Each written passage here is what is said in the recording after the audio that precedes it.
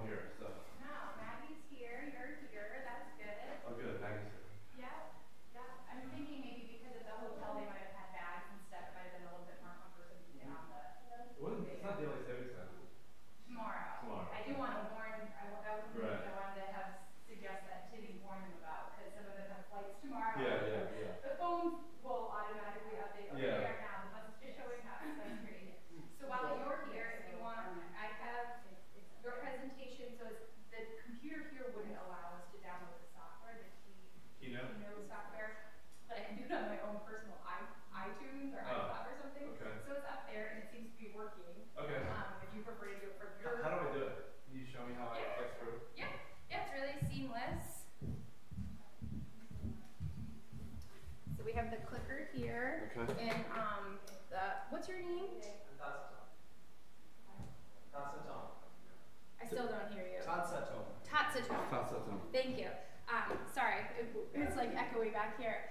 Tatsatom will help switch between. Okay. You're the third presenter, right? Okay. So we have Dwayne, and then Anne, and then yours. Okay. So once we get it. Hello. There. Hello, Anne. Hello, Jen. Okay. Okay, there we go. Okay. Then you can either tap on the keyboard, but this also is moving it back and forth. So it's just a right and a left, and you can even point and say, look at that person right there. Oh yeah. There I am. Wearing gas masks. Right. Yeah. So yeah. Okay. So that you can kind of practice where you want to stand. You know how the mic works, whatever you want. But it's pretty seamless. So Tatsuko will get it up for you. Okay, great. And then you just have to move it along. Thank you so much. Yeah, you're welcome. Thanks a lot. Yeah, of course. Okay, so I'm gonna replace one of the PowerPoints. Sorry, because you sent it to me this morning. Yes, I'm sorry to get there. I continue to work and after the one you sent me this morning. Yes. Here. But did you receive mine a few days ago? Did you receive it? I saved it a few days ago. I received one this morning. So I have the one from this morning. But a few days you didn't receive. I did. Oh yes, okay. There was one a few days ago. This is the one that I got this morning from you, but you want me to get rid of that one. I corrected because 15 minutes is so. Sure. So I just made last. I'm gonna just delete that one. So we don't get confused. Yep, I know he's putting it in. I just want to delete this one so we don't get this one confused with the other one. Okay, I just want to get rid of the old one, Carlo, but it won't let me get rid of it. Really? Okay, goodbye. Goodbye, and the new one. And then the new one. I'm just confused because I already had it open. Do I need to refresh it or something, or will it know? This one? No, I'm not sure it's this one. No, this is not the USB drive. No, it's not USB drive. Oh, sorry. Okay, that was mine. It was a different USB drive, not our USB drive. This one? They shoot out. Yep. Yes, and that 35, you will find it. You're looking at it. Yeah. Maybe copy it because I don't have enough USB ports for the. Okay. There it is. Yeah. And it's open. I'm going to look at it to make sure. No, it's okay. Tatsuko is a student technology person. He'll be assisting with moving the presentations like Carlo was doing yesterday. So it'll be, up for you here, and then you're just gonna. Good morning. Jen, as well.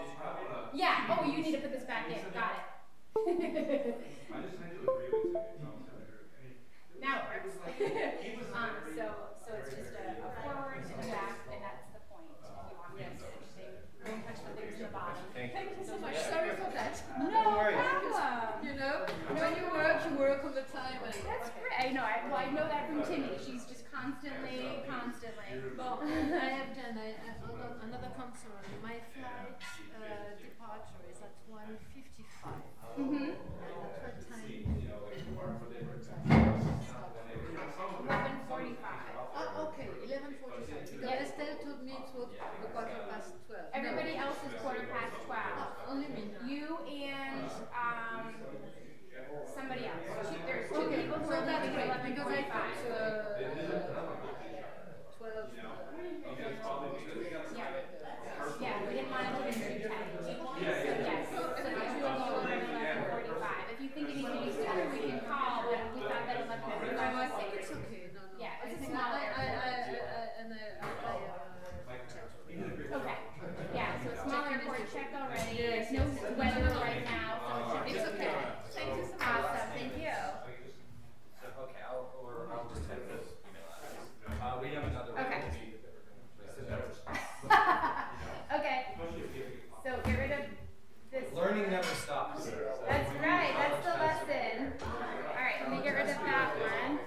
you did send me one recently too, and I popped it up. You've updated it since then? It's a new one.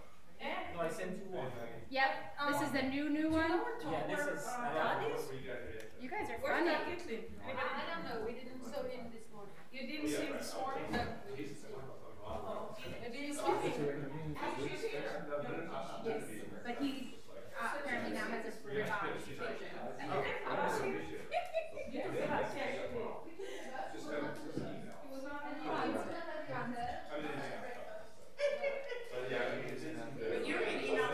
You're on email. We download those. They have a flash drive.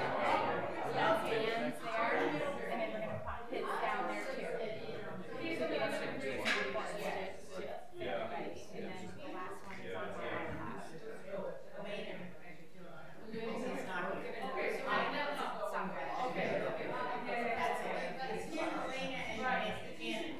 Right, exactly, yeah. Right. Yes. Exactly. Hi. Hey. Morning. Morning to you. Yeah. And I respond to hi. Oh, I'm sorry. You were trying to tell me to do something and I wasn't paying attention. Oh, he emailed it to you? I thought he had it on the thing. Two slashes? I didn't know there was a two slasher.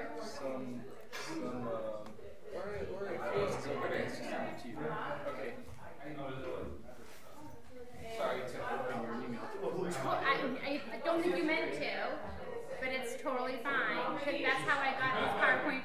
Oh no, I know. It was Jamie's this morning in the end. So send it to Jennifer. J-M-N-A. Yeah. So just use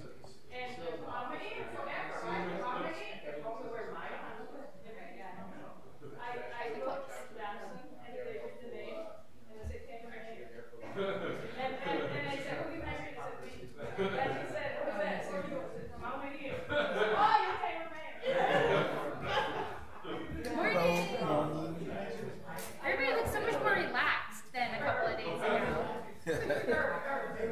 Rested. Yes, well rested after all that travel and well fed, I trust.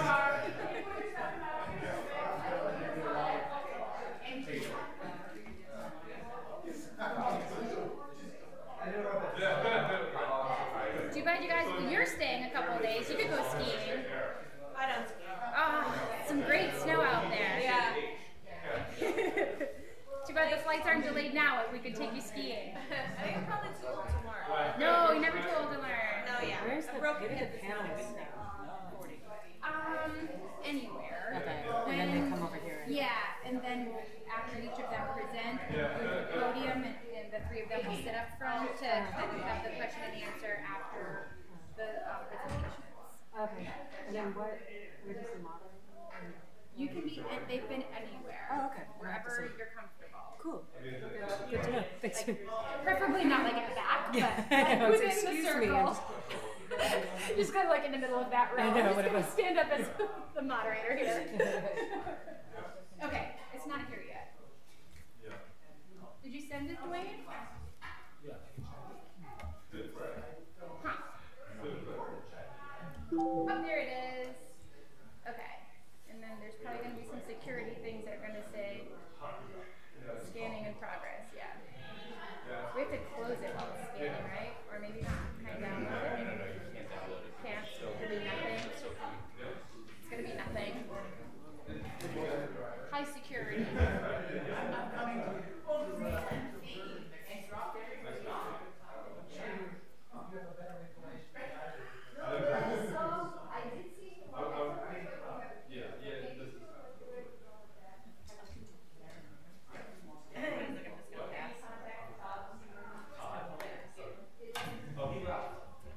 He left. He told me he was leaving for the airport. Or he was leaving to go back to New York.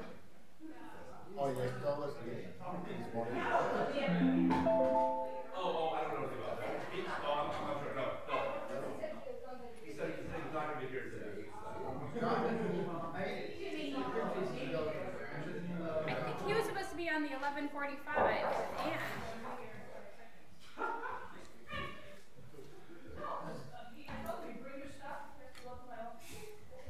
Okay, there it is.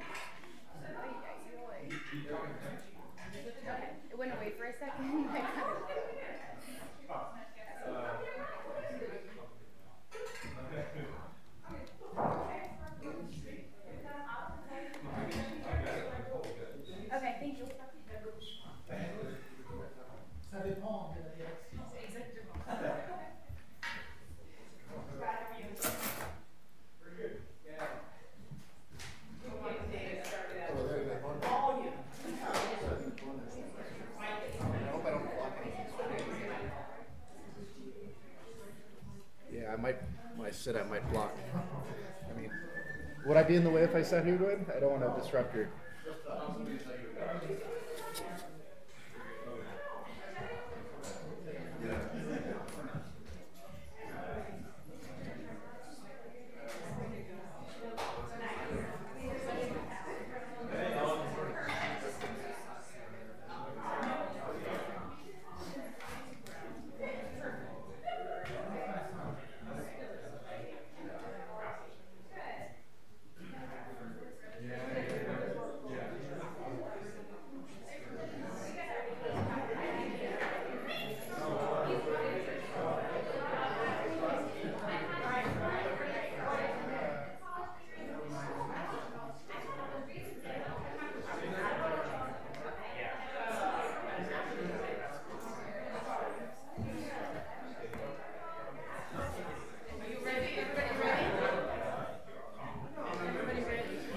I like the color scheme at the bottom. Very nice. He just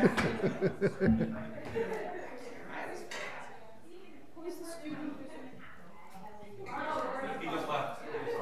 He was designing this. He's not good. So he's coming back. I told him to ask him. I asked him for space.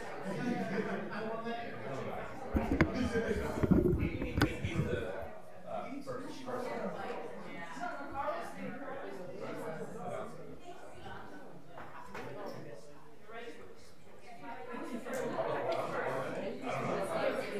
When you're first, right? And you're second. Are you gonna say, no, I'm gonna say this in writing. The what?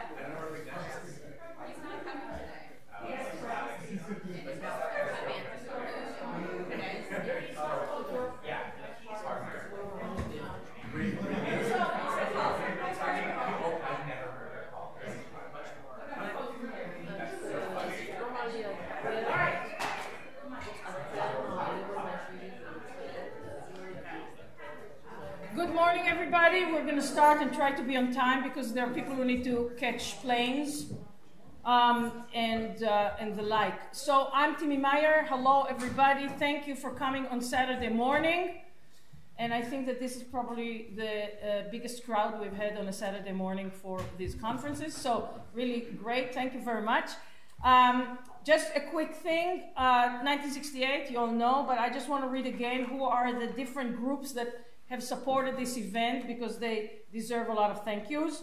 So it's Brainerd Commons, Department of English and American Literature, Lois 51 and J. Harvey Watson, Department of French and Francophone Studies, it's a mouthful, Department of Geography, Department of History of Art and Architecture, Department of Sociology, Anthropology, Department of Spanish and Portuguese, International Programs and Off-Campus Study, Program and Gender, Sexuality and Feminist Studies, and the Rohatyn Center for Global Affairs.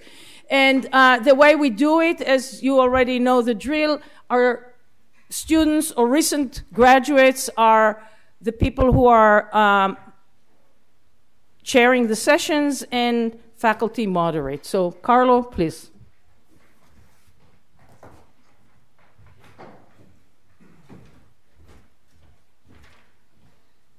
Strict no-name.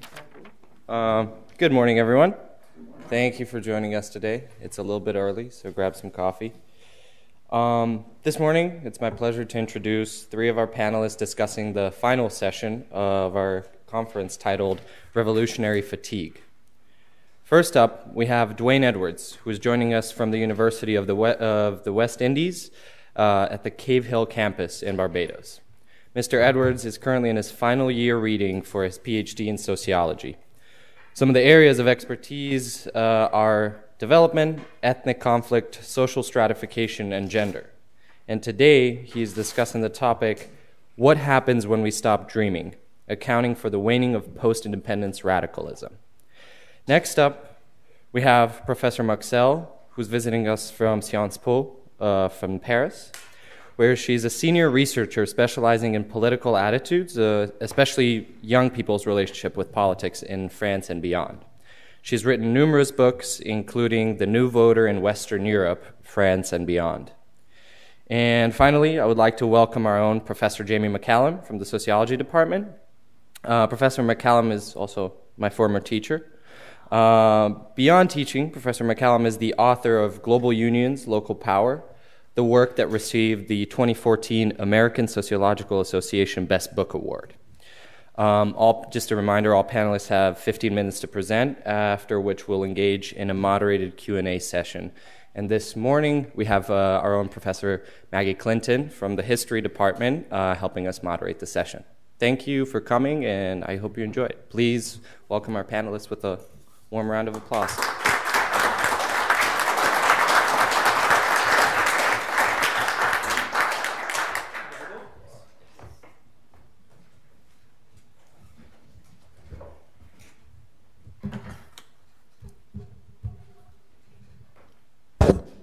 Hi, good morning, everyone. It's only 50 minutes, so let me get into it immediately. Sorry about that. Why am I still here? Oh, yes. Okay, as announced, the title of my presentation is What Happens When We Stop Dreaming? And it's my humble attempt to account for the waning of post-independence radicalism in the Anglophone Caribbean. It's a highly theoretical piece, and it deviates from the what has been the practice over the couple of days of utilizing case studies, which I think were all of which were very informative. But I attempt here to see what kind of lessons, theoretical lessons, we can abstract from many of those case studies, but I'm using my own personal experience, both as an on-the-ground activist and as a student of intellectual inquiry. Just as the Caribbean, just as the rest of the world in the period of the decade of the 1960s, the Anglophonic Caribbean was not in any way isolated or insulated from that revolutionary fervor that characterized the period. We had both our specific 1968 in the form of the Rodney riots, well, not the Rodney King, but the Walter Rodney, and we had the more extended 1968, the movements that preceded and succeeded and followed that period. In terms of the Rodney riots, you all would know Walter Rodney, a very world-renowned Marxist, Pan-Africanist scholar of the highest regard. And he was a lecturer at the University of the West Indies in Jamaica. And he had left to attend the Black Writers' Conference in Montreal, Canada. And upon his return, he was refused entry by the then government. And the students, of course, organized the protest, which flow over beyond the borders of the campus, and violence, police repression, and so forth. So we had that specific experience, 1968 experience, in Jamaica. But before that, we had the independence movement, the movements for independence from colonialism, and radical in its own right. We had also the Black Power Revolution in Trinidad, which was a revolution against the black uprising, the uprising of the black masses against the Eric Williams government. And we had, apart from these political uprisings and so forth, we had revolution in culture. You all know reggae music, the Bob Marley universalization of the Rastafarian culture, and we had calypso, reggae, and so forth, all of which served as commentary, social critique, and so forth. So they were not just means of entertainment, but means of education and mobilization. And but those are just some of the events that occurred in 1968 itself, and a little before and a little after. One of the important lessons that I need to pinpoint here is that many of these uprisings and protests and so forth were against persons who themselves were former radicals. For example, the Black Power Revolution uprising in Trinidad. it was against Eric Williams. You all know Eric Williams wrote Capitalism and Slavery, which inspired a lot of radical debate on the relationship between slavery and capitalism and so forth. So he was a radical thinker, but as he assumed power, he became very repressive, and it is even thought that he banned his own book because the book was against the neoliberal kind of economic system that he right. So and Hugh Shearer too. He was prime minister when Walter Rodney was refused entrance in the Jamaica, and if you know Hugh Shearer, he was in his days he was very noted and respected trade unionist. So I think one of the important lessons that we can learn here is that those leaders were satisfied with their little specific narrow achievements. In the case of Eric Williams, the achievement of the replacement of European rule with black rule in the Caribbean. And with those little achievements, they stopped dreaming. They stopped dreaming of a better world. They stopped dreaming of expanding the borders and perimeters of freedom and consciousness and so forth. And that is exactly what the presentation is about. As I said, a lot of this is based on my own personal experience. These are some images of where I myself have taken part in like what I call the politics of protest, with specific, narrow, restricted aims and so forth. So, on my own experience is that what I'm seeing is that on the one hand, there are a lot of movements on the ground with very specific, narrow aims, and then, but those movements are not guided in any way by any kind of broader notions of freedom, broader notions of liberty. They are guided mainly by narrow political gains and achievements and so forth, which I call the politics of protest. On the other hand, you have very important intellectual inquiry going on in the halls of the universities and so across the world, and there seems to be now a separation of the two. And I think that's partly responsible for the waning of this radicalism so that is my main thesis. What happens when we stop dreaming? The title is based on a debate between Walter Rodney and Wilson Harris. You know, Walter Rodney represents the underground kind of revolutionary poor activist, and Wilson Harris represents the kind of critical post-colonial kind of thinker. And they had a debate. We lost evidence of the debate, but the main thing that stood out in this debate is a question posed by Rodney to Harris. So what happens when we stop dreaming? Are we not faced again with the obstinate realities on the ground, like political repression, economic oppression, and so forth? And of course, they both went into the debate with different notions of what dreaming is, right? For Walter Rodney, dream represents just a form of escapism from their natural responsibility or involvement, for involvement in radical activities and so forth.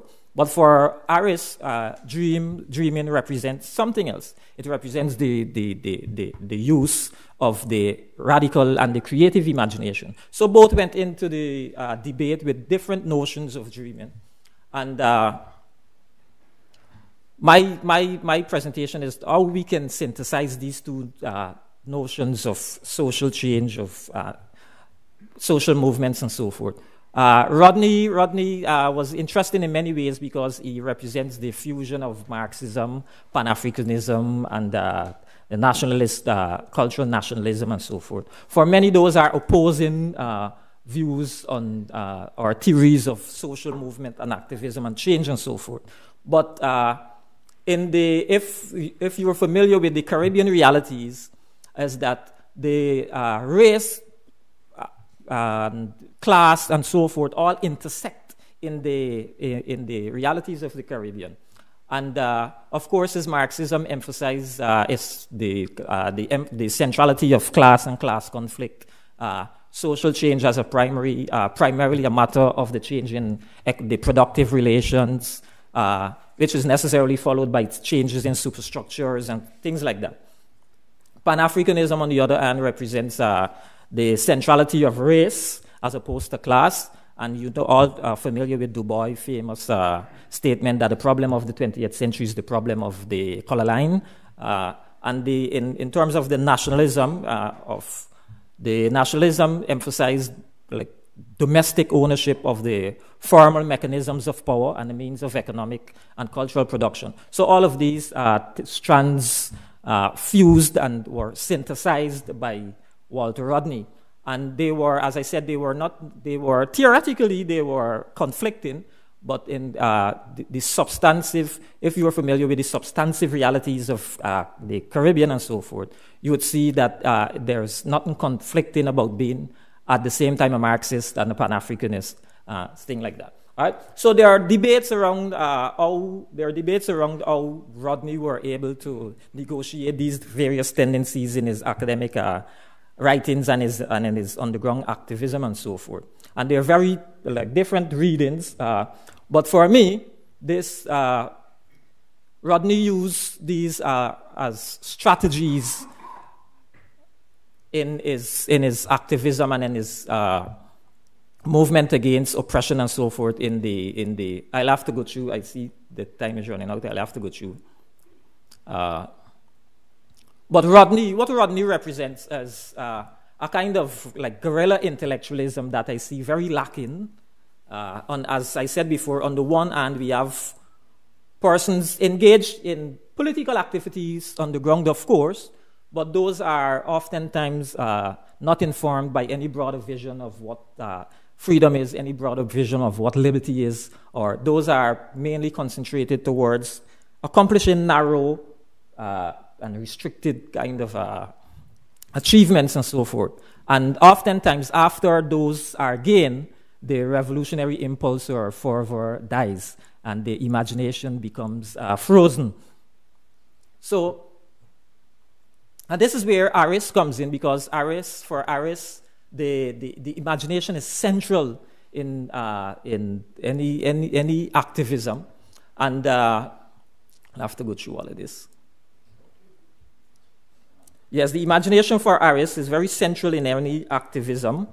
And I don't know how many of you are familiar with Castoriadis, but he was a former Marx. In his time, he was a Marx. In his early life, he was Marxist. And for him, the Marx historic dialectics and so forth become very restrictive of what he called the use of the radical imagination and so forth. So he called for a fusion of the freeing up of the imagination in social activism. Just like, and for Aris, just like Castoriadis, he saw social change comes from the deployment of this radical imagination. Without such deployment, what is referred to as revolutionary activity leads merely to the reproduction of imposed but invisible epistemes. And so genuine social change should confront the dominant colonial categories within which everyday Caribbean reality is encoded. And for Sylvia Winter, an ex-Caribbean writer, refers to this as the coloniality of being. And for her, she posits that without confronting this coloniality of being, there would be no success in confronting the coloniality of power. So we must address this coloniality of being while simultaneously as we address the coloniality of power. Social change entails disentanglement from the old European heritage and the fashioning of a new civilization.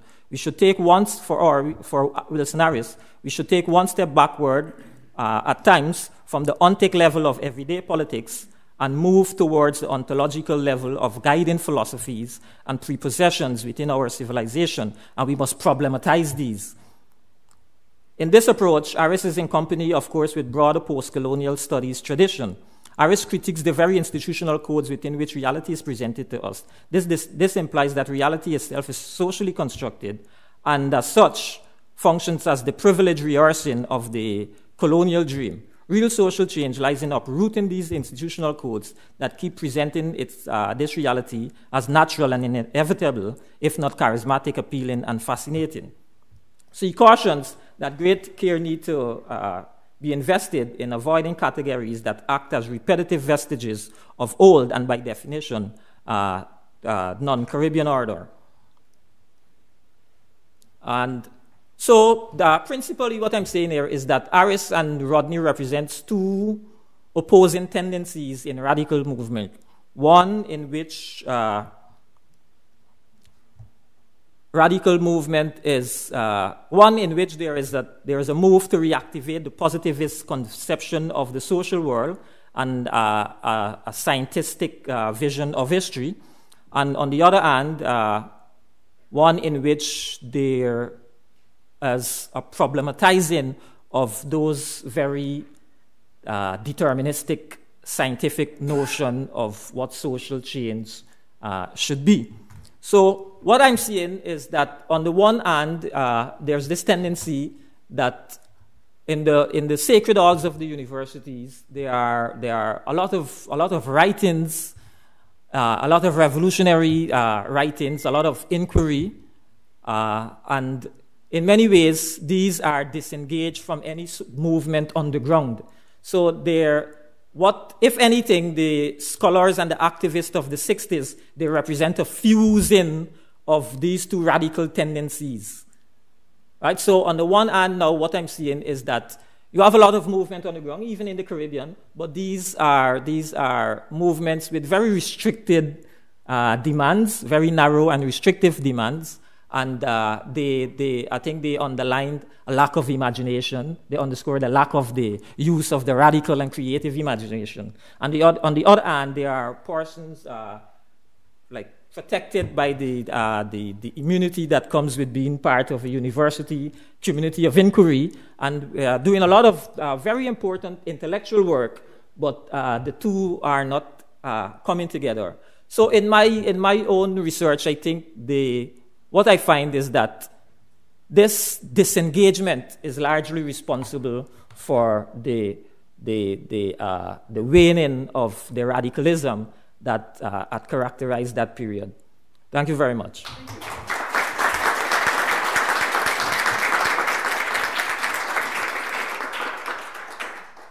Thank you very much for your talk. I think we're supposed to pause now for a moment and just see if there's any clarification.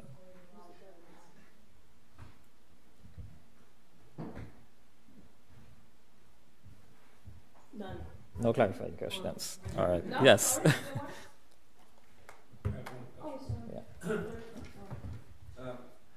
Guerrilla intellectualism. That phrase came up. Can you explain that? Well, it's associated with Walter Rodney. He was known for his notion of groundings with my brothers, because in his time at the University of the West Indies in Jamaica, he was noted for interacting with the underclass of the society, with the working class. So rather than confine himself to the university and engage in intellectual inquiry, he grounded with the underclass, the working class of the society, and inspired them through his academic writings and so forth. So that is what is meant here by guerrilla intellectualism. Yeah. Is this mine? Oh, no.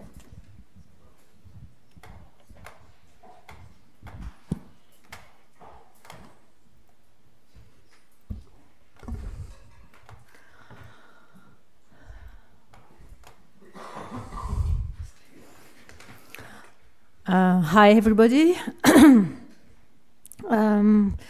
So we continue this fantastic, amazing conference. So I'm so happy to share all these ideas with you. And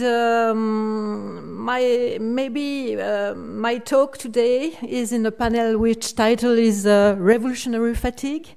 And I'm going to show you that in France things happened a little bit differently. I'm not sure that fatigue is the right word for France since 1968. Even, of course, if I might agree with the fact that revolution is not on the political agenda now, there is still a strong spirit of contestation which regularly leads to protest movements, especially among the young. So to what extent does the emblematic movement continue to shape the political attitudes and behaviors of younger generations in France today. It's my topic. And as an example, I will show you the movement Nuit debout, which took place during winter 2016 in France, in Paris, but also in all France, to show similarities between the two movements. And firstly, I would like to recall the importance of May 68 in French society. It was the first time that a student movement provoked a large social movement affecting and changing the entire society. And also, unlike other youth protest movements across the world, as we have seen, in France, it was also the specificity that the Mai 68 brought together both students and workers and led to a general strike, which paralyzed the country for several weeks. So as you can see on this poster, you have really a link between workers and students, a tool and a pen, and it's really the originality of May 68 in France. So what was May 68 in France? What was so specific? Obviously, it's a multi-faced event, and there are really a great diversity, plurality of readings. Edgar Morin, the well-known French sociologist, wrote that May 68 was a revolution without a face because a revolution with 1,000 faces.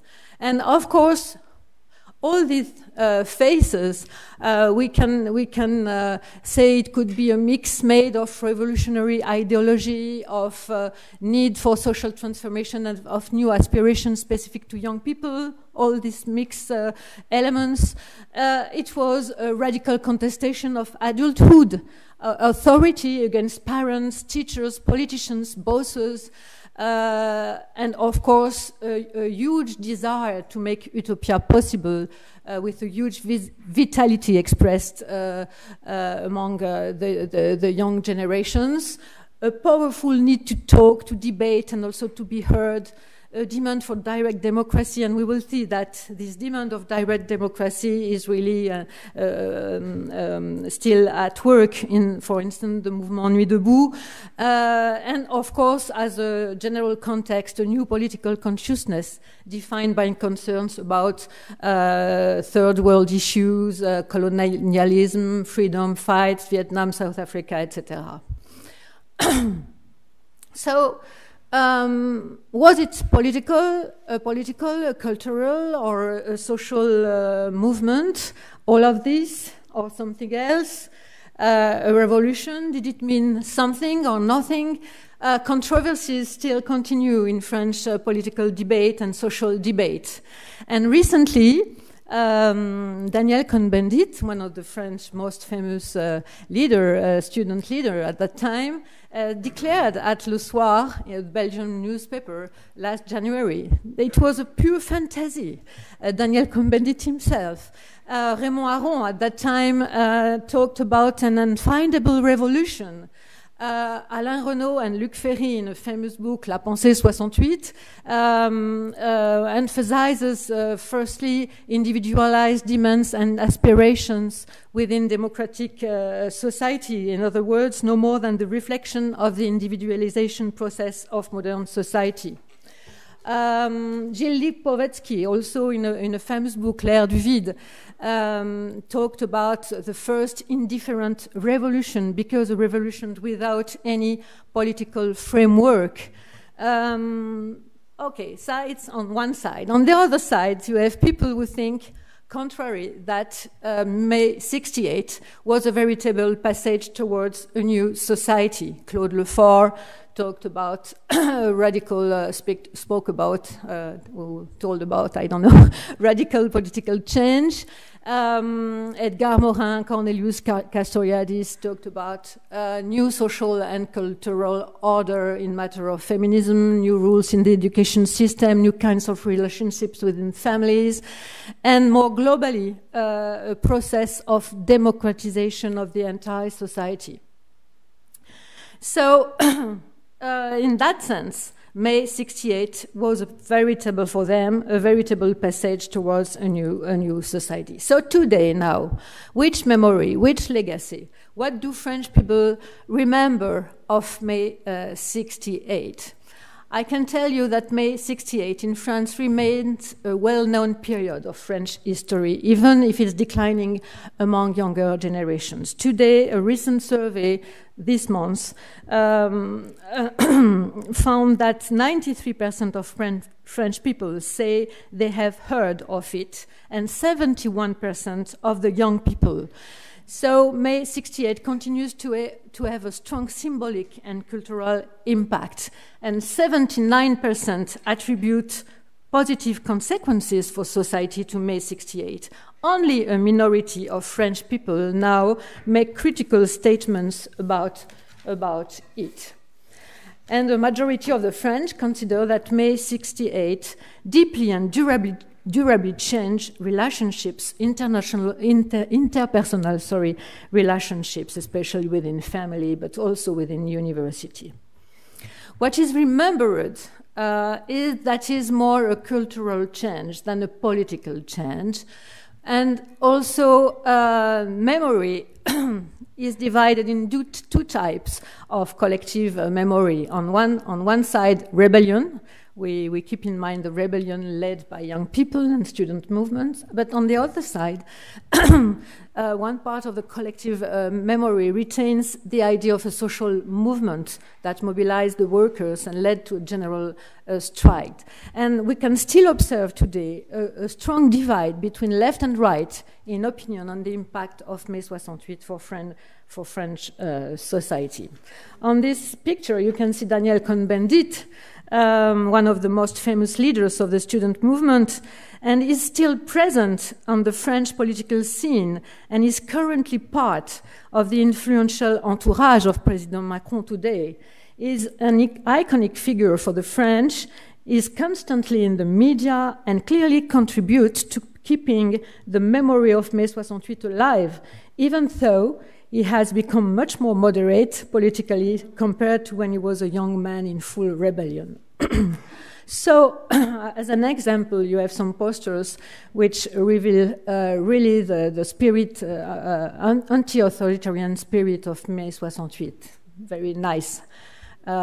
It is forbidden to forbid, you know that. So let's turn now to the younger generations and to my specific topic, the dynamics of legacy and change through a process of intergenerational political socialization post-1968. Clearly, there is a new framework for politicization and a new framework for citizenship. And this new framework echoes the spirit of 68 and consequently contributes to shaping political attitudes and behaviors. Today, young people enter into politics in the context of huge mistrust towards politicians and politics. They enter to politics with the habit to abstain and the loss of the idea of voting as a duty. They enter into politics in a context of banalization and growing legitimacy of protest. And obviously, this general framework of politicization has an impact also when there are activists and protest movement. And type of protest and revolutionary style are still in force. As you can see, May 68 nights and Nuit debout, le jour à bout, la nuit debout. It's very difficult for me to translate, but maybe I can say at the end of our tether during the day, staying up all the night, something like this. So, they play also with the words exactly like in May 68. So a lot of similarities, you know, on this side, May 68, on this side, a poster of Nuit debout. Nos rêves ne rentrent pas dans vos urnes. Our dreams can't be contained in our polls. So, you know, it's really near the famous slogan of Mai 68, Élection piège à con. So elections for the idiots, or something like this. Against power, here you have De Gaulle, General De Gaulle, and à nous de parler. We have to speak. It's our turn to talk. And on Nuit debout movement, oligarchy out. So a lot of parallels. And Nuit debout took place firstly in Paris, but also progressively all over the country. We won't go home. So the spirit of a strong desire of emancipation, a lot of connection between all these nights, which were organized during this time and this period all over towns, big cities and little towns. So Nuit debout, like the Indignados, Occupy Wall Street also, have in common a general contestation of society, rejection of capitalism, seeking alternative and experimental models. It's very important. Contesting hierarchy and oligarchy. And also all this movement question democracy itself and call for real democracy with more direct participation of ordinary citizens. For them, it's more than a political struggle. It's a call for a new way of life, and it's exactly also what was at stake in May 68.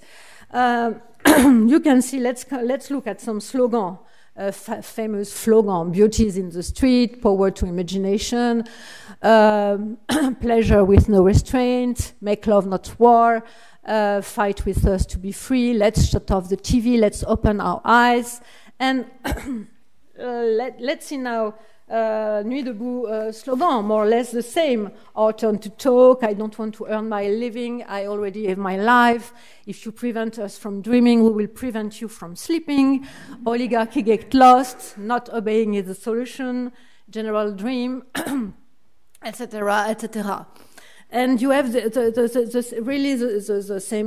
same spirit, as you can see on this picture, and here on this last poster, you see really a filiation between May and Nuit debout today.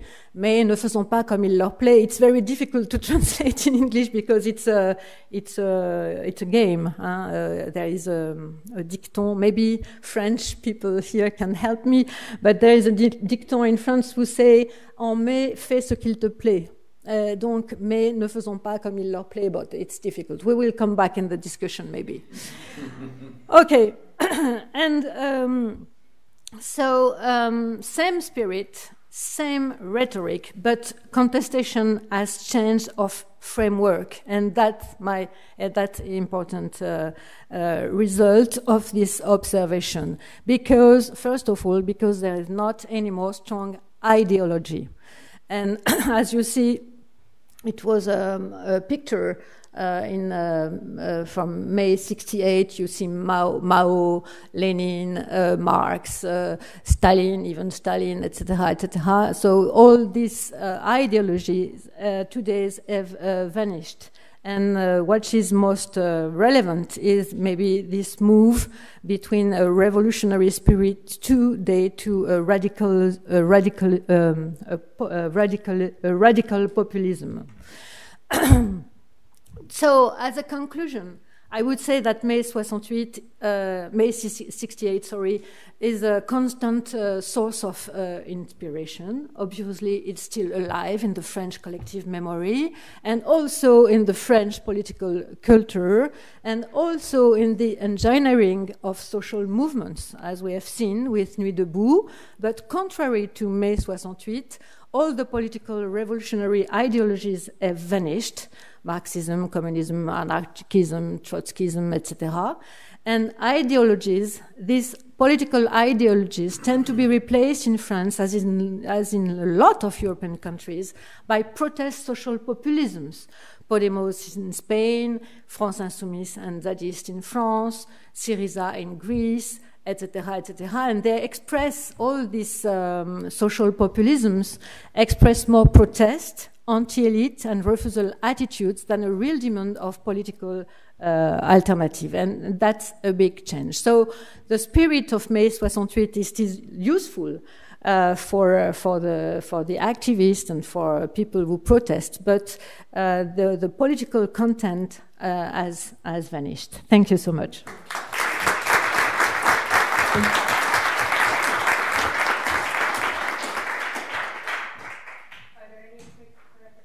Clarification questions?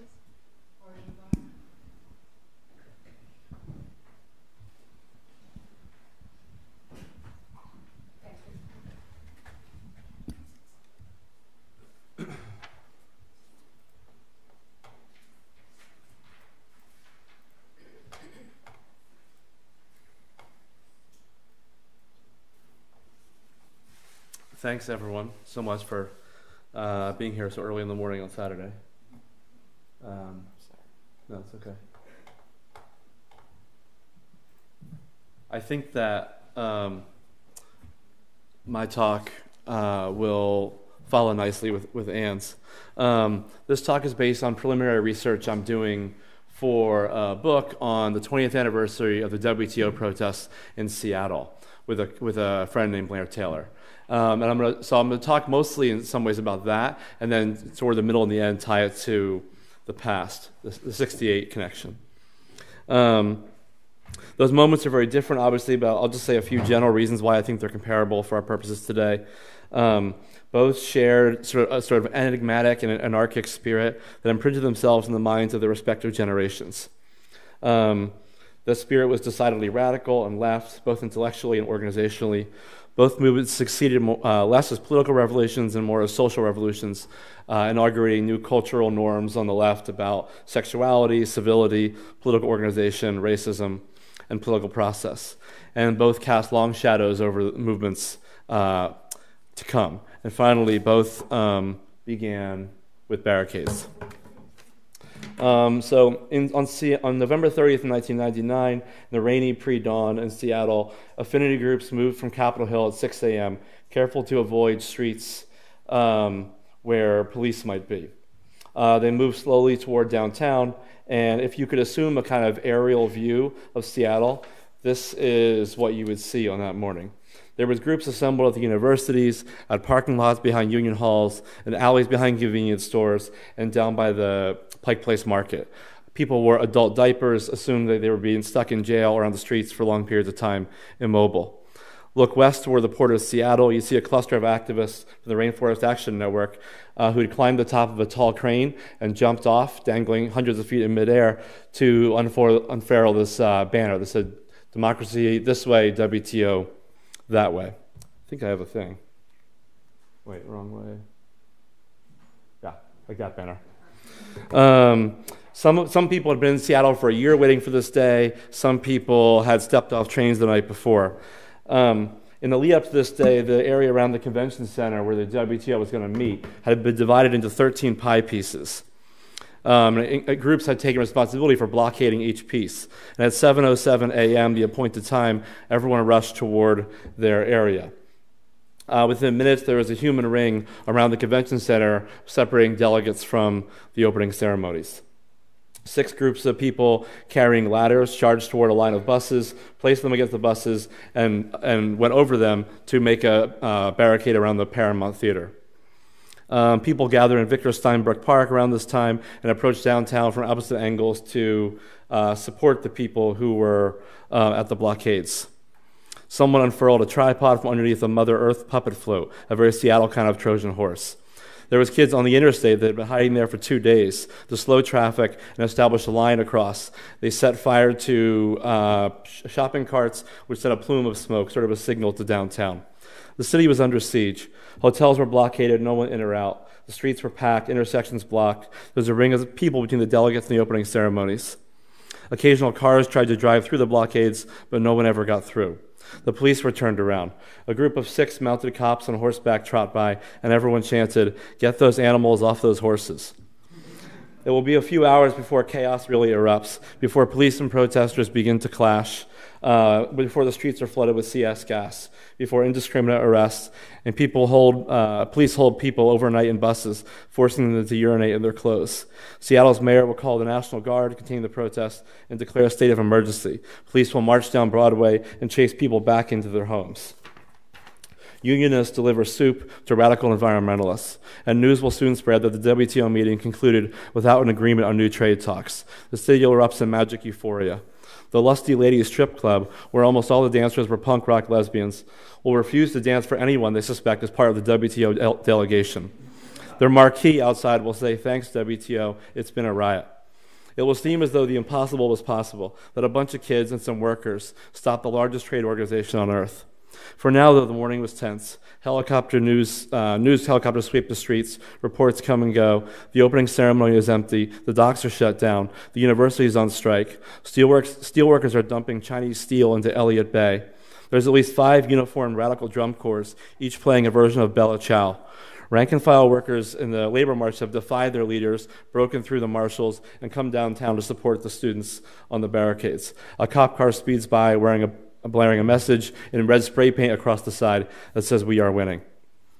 So 20 years ago, this surge of radical left activism swept through the United States and many parts of the globe to challenge the institutions of global neoliberalism. Seattle was one moment, sort of a coming out party. And the movement has since been heralded as the rebirth of a long, radical, dormant left, forged against the backdrop of a triumphant neoliberal consensus, the collapse of socialism, and the defense of labor movement. Some people call this the alter globalization movement, represented a new political sensibility. Barbara Epstein says that the movements representing these, quote, younger brothers and sisters of the anti-war protesters. They had been affected by the idealism of the 60s, but they had also seen the weaknesses, its tendency to resort to internal hierarchy and violent rhetoric, its sexism, its Maoism.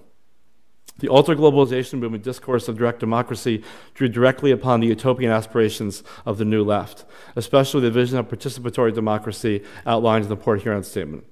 Many of us were also inspired by the thought of Murray Bookchin, the grouchy Vermont lefty who Guy Debord once derisively called the Smokey the Bear radical. But if we return to that hopeful prophecy scrawled on the cop car in '99, were we actually winning? We barely had time to think. Protests moved from Seattle to D.C., to Genoa, Qatar, Glen Eagles, Quebec City, New York City, Prague, and on for a number of years.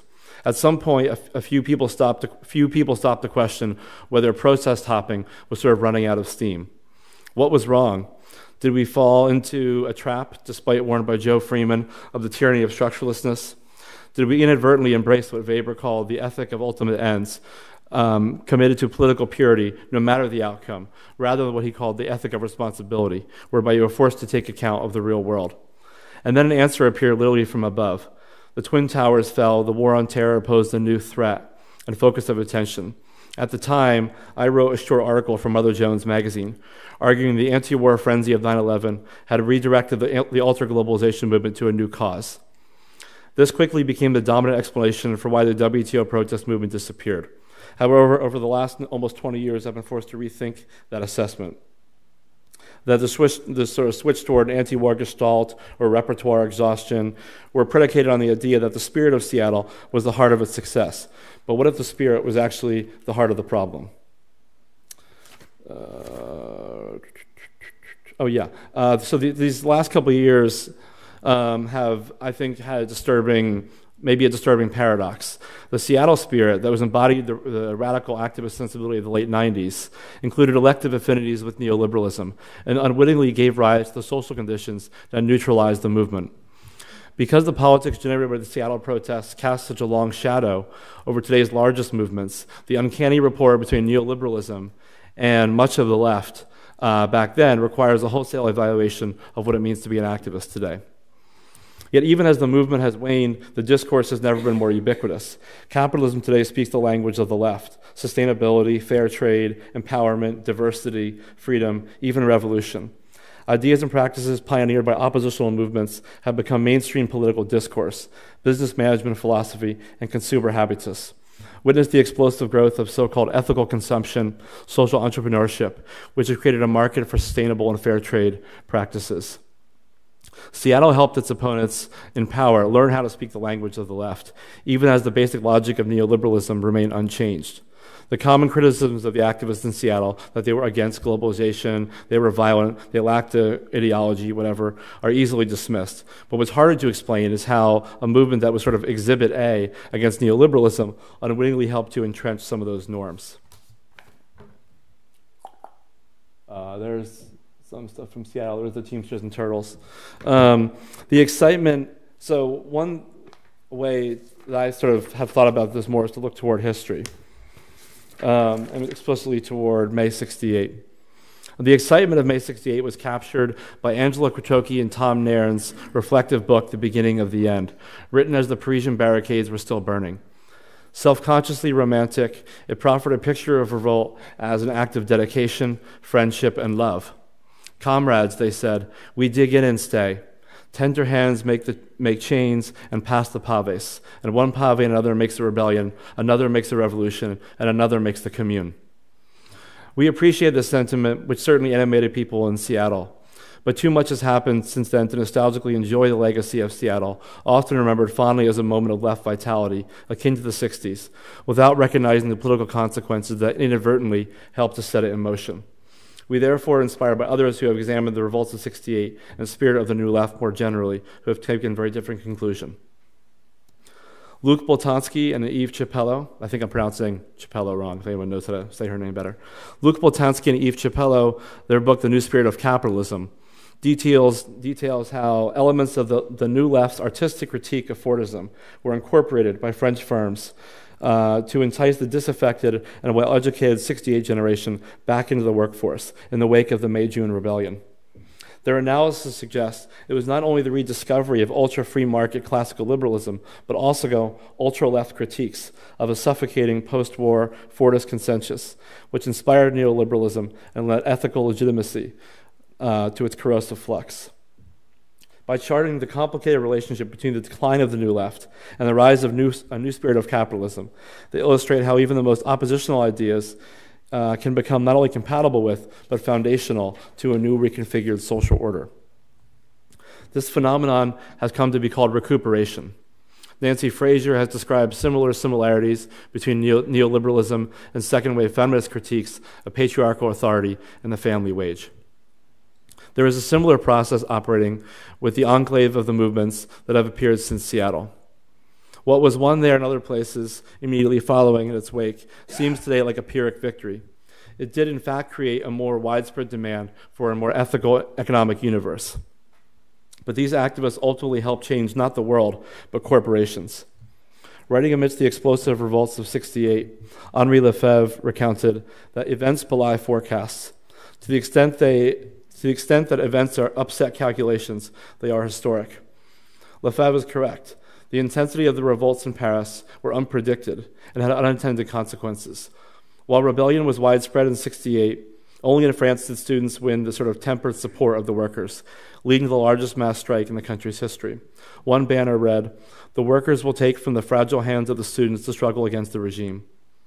Yet the long-term outcome was more ambiguous than revolutionary. What really changed? Was it progressive? We asked the same question of November 1999 in Seattle. Although there was no general strike like the one that shook the city in 1919, one of the crowning achievements of Seattle was the inauguration of the first real blue-green alliance in U.S. history, embodied in the famous slogan, "Teamsters and Turtles, united at last." There were Midwestern steelworkers and student protesters and the unemployed marching lockstep to black-clad drum corps. These scenes were wholly unanticipated. Yet so was their spectacular unraveling. While the Seattle movement did not technically survive, neither did it truly die. Rather, it laid the groundwork for a new political common sense to emerge, making lasting impressions on today's radicals, but also on neoliberalism and the culture at large. And for these reasons, I think it deserves to be celebrated and submitted to a ruthless critique. Thanks a lot.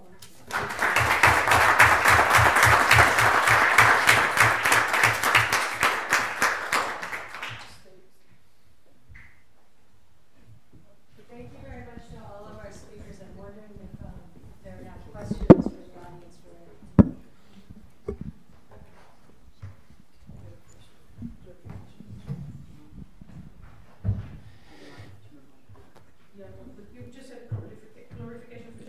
No. Does anyone have a clarification question?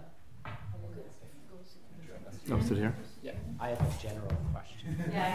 I have a question. Students first. Students first. Make the giver from show. I don't have to.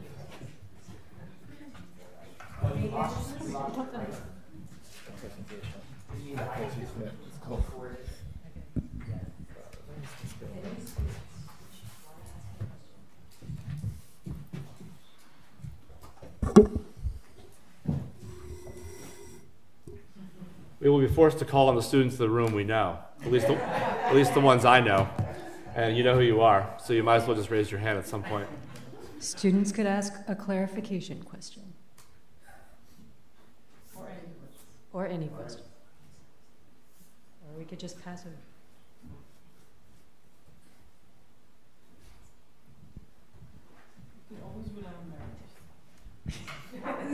Right. I have a question for Professor Edwards about how you see that divide between organizing and protesting in the university and the political protest in the streets being breached better, and making more of a connection between what students are learning in school and taking that outside the classroom.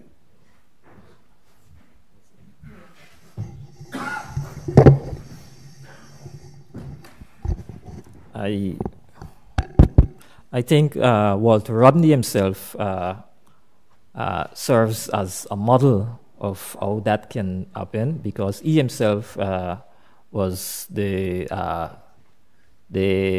what we'd call underground kind of academic, and apart from or after he finished teaching in the classroom, he went and, as we call it, ground with the persons in the neighborhood that weren't students, that who didn't had the opportunity of accessing higher education. He went into the neighborhoods and he carried the university into the neighborhoods by engaging in discourses with those persons who would have not had the opportunity to access the higher education. And there's this book, Grounded with My Brothers, that chronicled his experience with the Rastafarian community in Jamaica, because in Jamaica, the Rastafarian community, they represented the underclass of Jamaica. So Walter Rodney stands as one example, one model of how that disengagement can be breached. Yeah.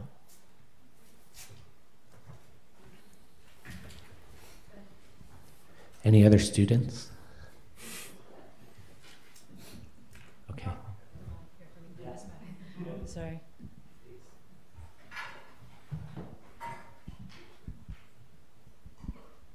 This question is for Professor Muxel. I was just wondering if you could talk a bit more about the effects you see of kind of social activism in the past being done around ideology, like based in like Stalinism or Trotskyism, and then switching more to a more populist basis. I don't know if you have any analyses of the effects of that, if it's negative or positive. It's difficult to answer by positive or negative, but it's a big concern in Europe and all over Europe, the rise of populism, and it's now a way of radicalism. In the 60s, radicalism was expressed by ideology, but now radicalism is expressed by populism.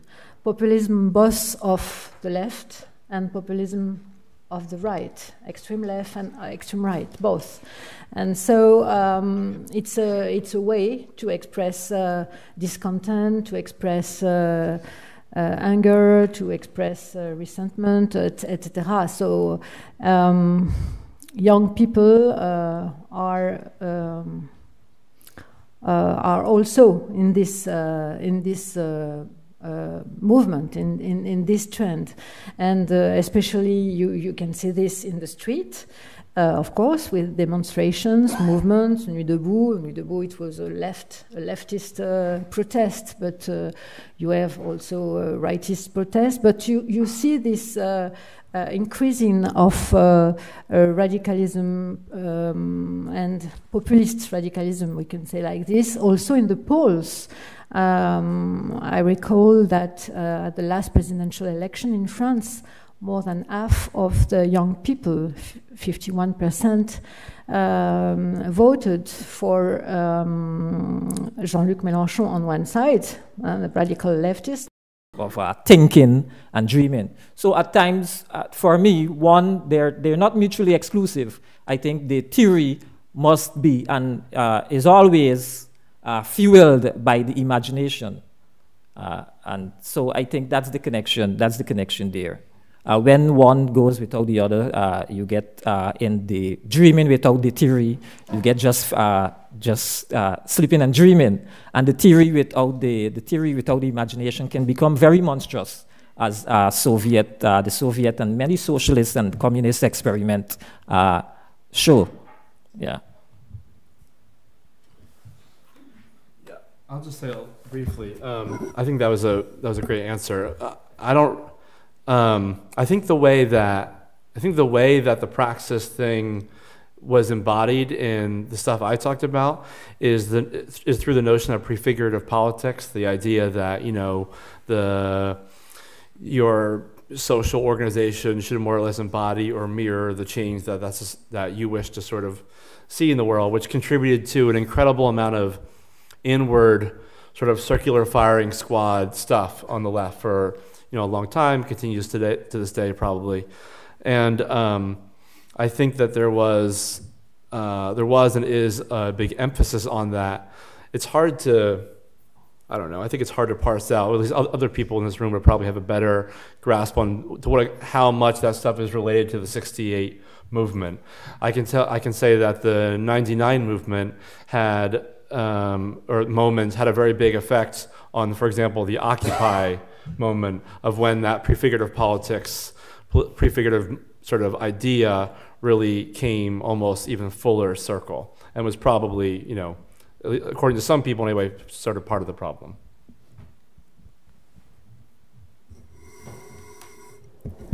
That's a huge question and so difficult. Of course, there is a strong link between dreaming and ideology. Even all the political ideology we talk about, they made people dream. Communism, of course, Marxism, etc., etc. So they create beliefs for people, and there is something between to dream and to believe. According to me, what is different today in the rejection of the ideology as something, as a univocal discourse, you understand? This univocal discourse are rejected by people, and especially by young people. Now, political repertoire are made of a mix of references and ideas they play with. And we see this in Nuit Debout. They play with references of Mai 68, but they are also really more preoccupied by effectiveness, and they are more pragmatic. They want that politics have an efficacy and a quick efficacy, and their demands are sometimes very realistic. So I think to approach the young political culture is to have in mind that today, and maybe it's also the sign that democracy is advanced, really, but they have a lot of possibilities to refer to ideas and to some repertoire. It's why I think univocal ideology are finished, but dream maybe are more opened than before. Okay, that's I think. Okay, so that was a nice lead-in for my question, because I've been thinking a lot. I love this panel. I really loved it. And I'm thinking about the chronopolitics of protest and the way that protests access and manage time. And so I was actually struck, Dwayne, by the fact that you don't talk about Afrofuturism as a contemporary manifestation of the dream motif, right, in the diaspora. And I think that that could be a very productive way of thinking about the dream as a resource to be used. My question is actually for Jamie. And so it's been a while since I've thought about the WTO protests, but I've been writing a lot and thinking a lot about the Obama coalition. And I'm kind of interested in your take about how the Obama coalition succumbed to a kind of a presentist chronopolitics, right? Like the first thing that George W. Bush does is he forces the GAO to stop doing budget accounting beyond 2 years. You can hide a lot if you're not projecting budgets beyond 2 years, right? So there's this way in which time, the federal time, the policy time, has accelerated and then hidden all these consequences. And now we are, right, a year and a half after the Obama coalition has succumbed to that. And while I appreciate the turn inward to be critical of the movement, certainly, there also seems to be a different kind of relationship to the state that is managing the possibilities of protest very differently after '99 and in this moment of Trumpism, where the chronopolitics seems like it's going to collapse. Your thoughts?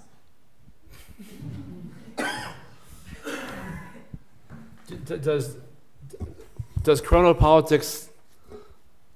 I'm a little. You're talking about like a temporal. Yeah. Yeah. Okay. So. Yeah. Yeah. So let me try to think of something. I think the ending of what you said, I think, is really important for what I'm interested in, and that is that. So chronopolitics is the politics of how we manage and think about time. So for example, like the Japanese project budgets for 10 years. So you have to do an assessment of what your decision making, what those consequences are going to look like for 10 years, which teaches people to imagine their political future and their futurity projecting future. Donald Trump doesn't talk about children, ever, right? So children are no longer a metaphor of futurity. We don't think about children as a generation of support. We don't talk about their future. They're not mobilized. Sure. I see. Well, it sounds like you know more about this than I will. Yeah. So I think that the only thing I can think of to say that would make any sense is that there was an incredible the focus on sort of neoliberalism at the time in the late 90s really was an anti-corporate critique that was focused very little on the state. You know, Clinton was in power. I don't know exactly, and the lack of emphasis, the lack of focus on state power, I think, was a huge problem, and a huge problem for thinking about a long-term transformative politics. I think a lack of analysis of what power. Of what a power grab might look like on the left, because everyone was afraid of power, taking it, having it. There was a lot of in love with your own marginality kind of thing. The Obama coalition, I guess the other thing for my story that's interesting there is that the slogan, yes we can, was taken from the farm workers, the whole Si Se Puede, and Marshall Gans was sort of one of the ones who helped invent it. For Obama, I mean, and so there's another moment of sort of left discourse being taken up by a more certainly center, whatever you call that at this point, center politics. But as far as the time thing goes, I think that there was also, it's an interesting question because the idea of dreaming and liberating your desire is almost sort of outside of time.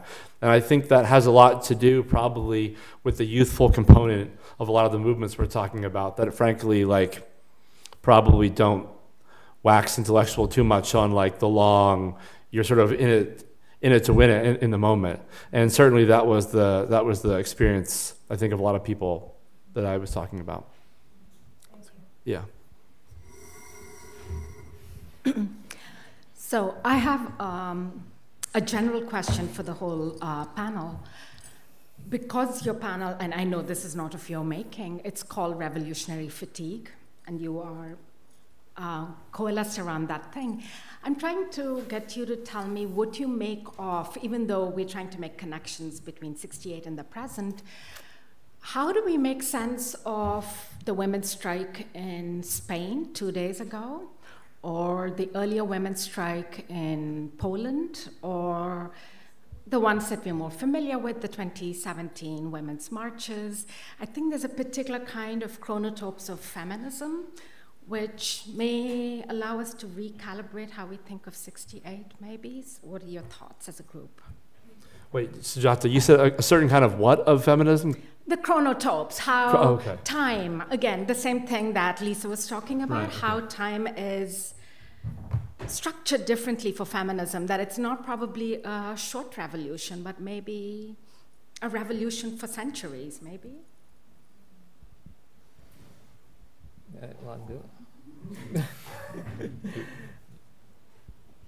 I'm not sure to have well understood the question. So sorry. I'll try to say something and then maybe. Yeah. Yes, okay. yeah. So I mean I think it's pretty. So the only thing I know, maybe someone else can speak to this more, that what I think is really interesting from sort of maybe a time perspective about the feminist strikes, the women's strike, is that the movements that are organizing them are fairly intergenerational. And the groups I know of, i.e. in the Bay Area and New York and London, are basically filled with people from their 70s to people in their early 20s. And that what was lacking in the experience I had in the 99 stuff. I don't know the extent to which the New Left embodied that at all. But I think that age bracket and that intergenerationalness gives it a kind of appreciation for what the life course is of people in social movements, I guess, over a long period of time. And I think that's really promising. At least that's what people tell me. Like I have a very... I have a few significant, what do you call them, mentors, I guess, who would probably classify themselves as being in the New Left. And their thing is always, look, you know, meet older people, meet younger people, and make that connection broader. We typically think of diversity in movements as, we don't think of the age dimension as much as maybe we should, and maybe that intergenerationalness produces a different, as you said, sort of chronos or something. That's one thing I guess I think about off the cuff, but what do you guys think?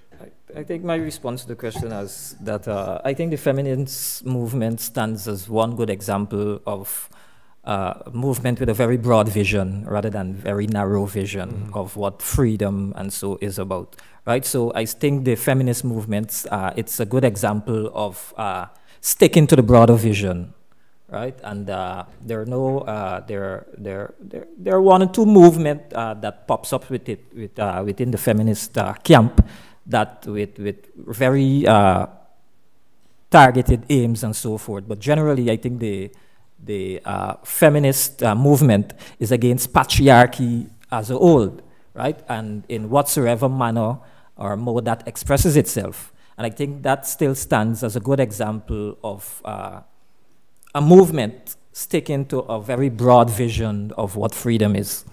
Yeah. Yes, about feminism. I think that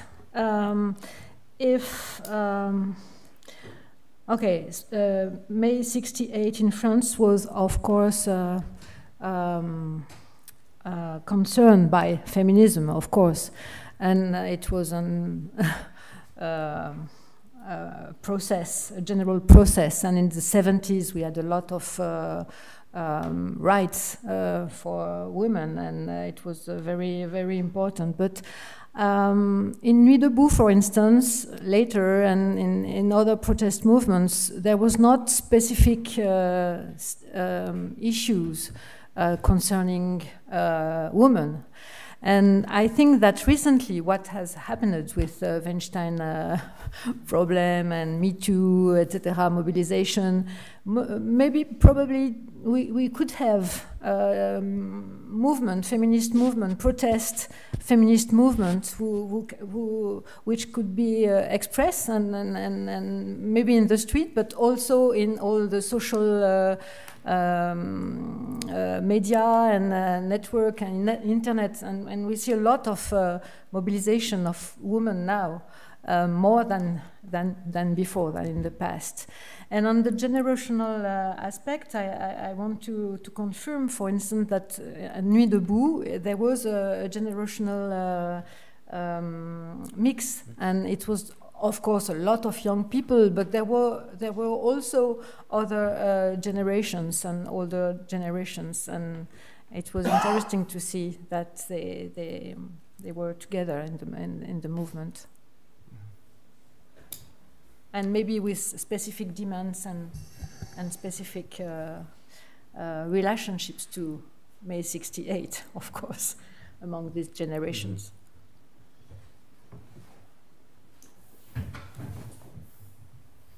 Hi, thank you so much for a fabulous panel, very inspiring and interesting. So I have a question also sort of relating to ideology and practice, but it relates more to a sort of reformism, you know, like specific demands versus big picture. And how do those things get worked out? So, for instance, I might be involved in a movement for single-payer healthcare. In France, it happened, but it means healthcare for everybody as a public good rather than as a commodity, right? Now, in that, I might be motivated by a big picture against capitalism, against commodification of our lives, for a more humane society. But in trying to get a specific law addressed, I might have to work in collaboration with people who don't share that ideology, right? Who might, for instance, a business person or an entrepreneur who says, I'm for this because it's good for business. So when you try to take a big picture and ground it to a specific demand, you get involved in another kind of coalition building, which maybe might weaken the big picture because then you have to speak to a larger audience. So I'm interested in how does that, the smaller picture, taking the big picture to demand a specific legal change or change in law, then get ferreted out with the bigger ideological picture. Okay. Let me speak from my experience and my own local experience in Guyana. And I must start by saying there are pros and cons of taking the approach you talked about. I think it's important to recognize exactly what you stated, that even the specific aim is guided by a broader vision of either freedom, liberty, equality, whatsoever it is. But let me give you an example of one of the pitfalls of being too narrow and restricted in your demands and so. In the Guyana case, there are various movements. There are the Rastafari movement protesting for the decriminalization of the use of marijuana. There's the gay rights movement protesting for gender equality. There are political movements and so forth. But what is strange about all of these is that, let's say there's some wrongdoing against someone of the, let's say the LGBT community, and the LGBT community decide to come out and protest.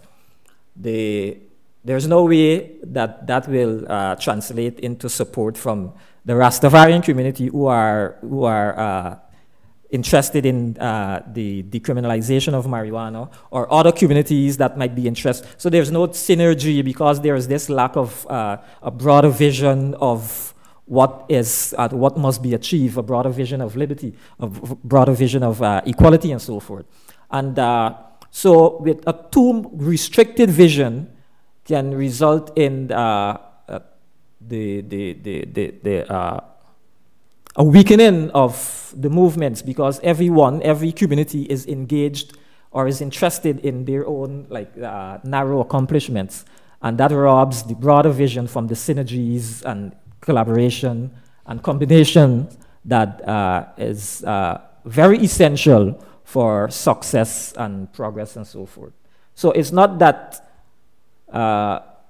there must not be specific demands, but those specific demands should be informed by a broader vision of equality, freedom, and so forth, where you recognize that I can only be free if my other colleague is free, and if my other colleague is being shown the respect that is necessary to affirm his or her humanity and so forth. So that's the broader vision, that broad universalism that I'm talking about.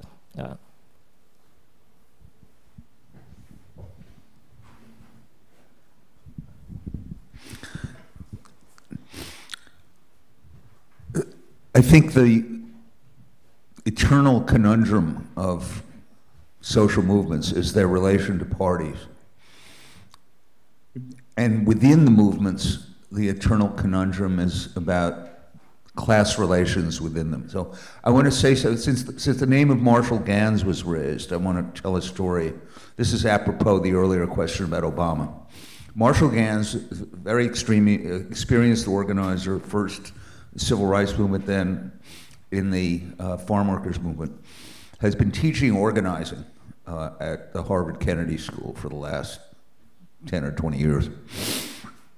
He was approached by the Obama campaign in '08, and with the hope that he could figure out how to mobilize hitherto unmobilized people, especially African Americans, and in particular in the run-up to the South Carolina primary, which, as you may remember, was sort of the decisive moment when he surpassed Hillary Clinton's.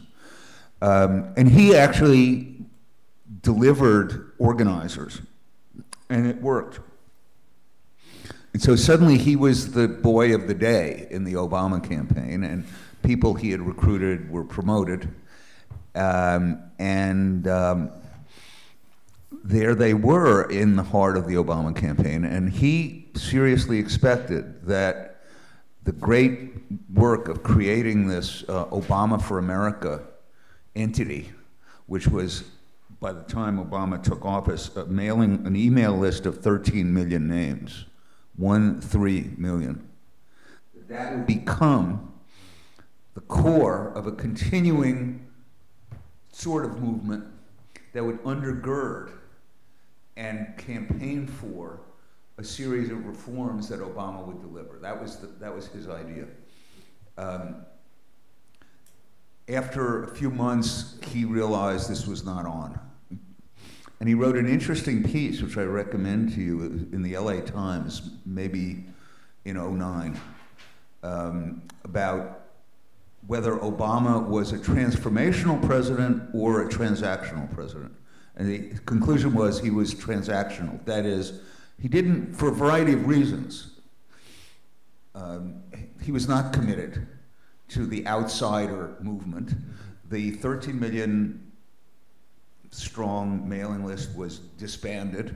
Nobody heard anything of Obama for America until the very end of 2016. Now, I don't mean to be issuing a diatribe against Obama. That's not the point. There's a built-in tension here between movement energy, which in our time, as you say, tends to be horizontal. I'd say if there is an ideology, if this is an ideology, it's horizontalism, as it was named by Occupy. How do you juxtapose? What's the relationship between the horizontalist movement and the verticalist state? That's an ongoing problem. Now, back to the question of class. I see these people in Seattle holding signs saying, "Fighting for workers' rights." Now, I'm interested to know what the collective memory is among the Teamsters of the moment of the Teamster Turtle Alliance. Just as I'm interested to know what's the collective memory in France in the unions of the worker-student moment of '68. The unacknowledged truth here is that it's one thing to hold a sign that says fighting for workers' rights, but it's another thing actually to win workers' rights. So I note that one of the strong suits in the strategy of the right over the last 10, 20 years has been to convince more and more state legislatures to pass right-to-work laws, which are gutting unions. And now they were always widespread in the South.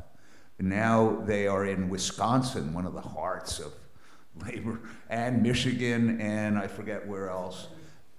Somebody the other day, I think in the Times, somebody had some data.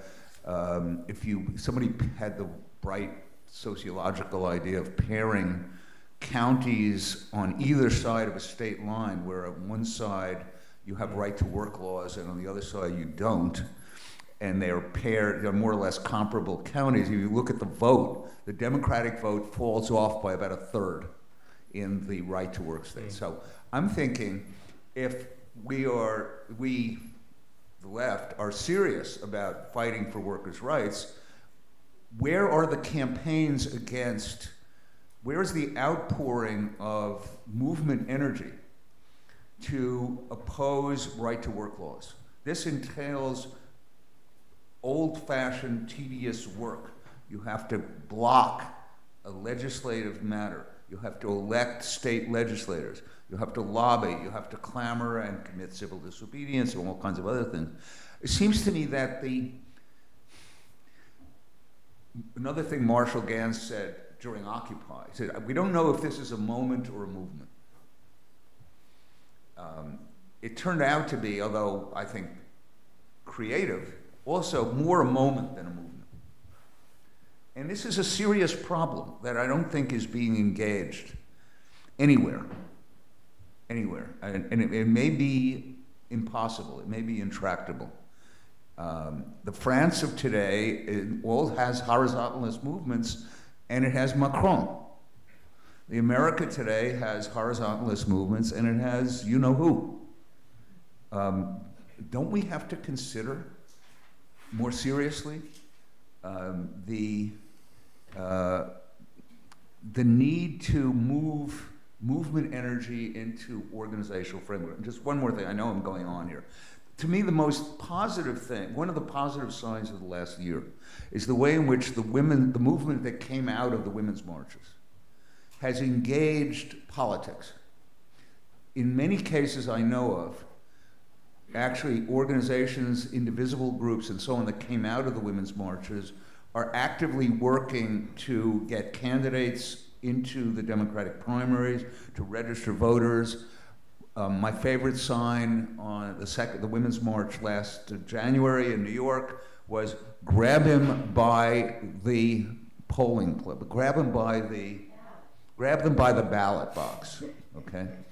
By the way, a sign that cropped up all over the place. I mean, there's some sort of network idea here that if you want to defeat this monstrosity that is upon us, you have to get into old school politics. So, I'm sorry, that's a sort of a splurge of thoughts. I'd be interested in reactions. Jamie, this is clearly something you've thought a lot about. So, yeah, I was going to say something about Ellen's question as well that basically builds off what you said. I think that you're exactly, I mean, obviously, the tension between party and movement or even organization and movement was and probably is one of the fundamental tensions today on the radical left. We had here come to speak a couple years ago Marita Citrin, who was sort of the one who came up with the idea of horizontalism, who was a leader in Seattle, who was probably the leader of the first spokes councils in Occupy. And there was, I think, a growing recognition that if you don't have, I mean, among younger people, if you don't have an organization, then you're not forced necessarily to run campaigns. And if you're not forced to run campaigns, then you never have to make any compromises. You never have to really get your hands dirty in anything like, you said, Ellen, like a healthcare fight or something. And I think that the stuff I was talking about, there was such a reaction to what was perceived as the hierarchy of Marxism and Maoism, that the end result was a very horizontalist, anarchic sort of politics. And I think that was really, in a lot of ways, responsible, not only as a philosophical position, but as an activist position. It's hard, you're not forced to do anything that you really have to do. As I mentioned Joe Freeman in my thing, Joe Freeman has this idea of the tyranny of structurelessness, that when you have no structure and no obvious leadership in an institution, de facto leaders rise to the top and are totally unaccountable because you can't vote them out because you allegedly have none. And I think we fell victim to that very clearly. About the right to work stuff and the labor stuff, or even in Seattle, I think there was a moment of sincere collaboration between workers and students. And when it says fighting for workers' rights, at that point, I think that's the ILWU banner. I mean, what they really meant was at that time was the right to shut down ports for certain reasons. I was a longshoreman. I moved to Seattle to work on the docks, and longshoremen wanted the right to shut down the docks for almost no reason at all. And in your union contract, sometimes you had to have a reason. That's what that sign meant. But I think there was some real, there was much more ambivalence in other cases about the Blue-Green Alliance. There's a movement afoot now, I think that's pretty interesting, to actually contest right-to-work laws. That is basically formed by the left flank of the labor movement, the people who started Justice for Janitors in the 80s and 90s, the people who ran the Sweeney, the crew that broke off from Sweeney in the late 90s are now focusing on right to work almost exclusively. I was just at an anti-right to work conference last weekend with some other people in this room, actually, and it was really amazing to see students, teachers, labor leaders, and anti-race, like sort of Black Lives Matter people together talking about that issue. And there was not a lot of hope in the room, but there was a lot of people thought that this is exactly what should be happening right now, I guess. So I think that tension that you bring up is, in fact, exactly the central problem that I was talking about, and still exists today. But maybe Trump is almost in some ways unifying people around the idea that we have to do more campaigns, we have to do more coalition politics. That's kind of the way I see it.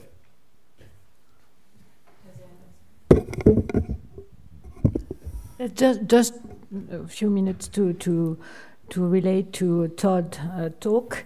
I think there is a big problem in the lack of articulation between representative democracy, which is how the system, political system works, and this growing demand of direct democracy and expressive democracy, which is visible in the streets, in this kind of social protest movements, but also in the polls with this increasing populist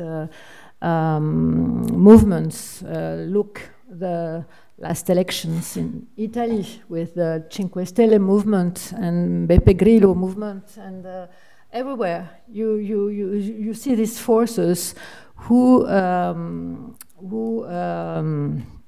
root on this demand, on this growing demand of the people, but even of the young people, to express directly without mediation, without political parties, unions, and other kinds of organized and structured movement. And that's the problem that democracy, advanced democracy today have to face. We don't know exactly how, but there is something which doesn't work anymore. And Macron in France, okay, succeeds something. It's something because he won without any party, without any political party. It was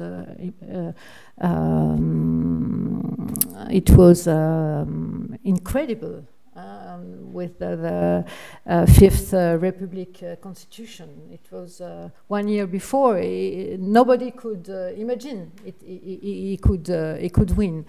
And now we have to see. At the moment, it's okay, but more or less okay. But we don't know. We have to see it. It is really a transition moment, I think. And just as a little history, and I stop. But before he was elected, Emmanuel Macron wrote a book. And in this book, he presented his ideas to reform France, and the title of his book was Revolution. So you see, it is as a conclusion as our panel in a way.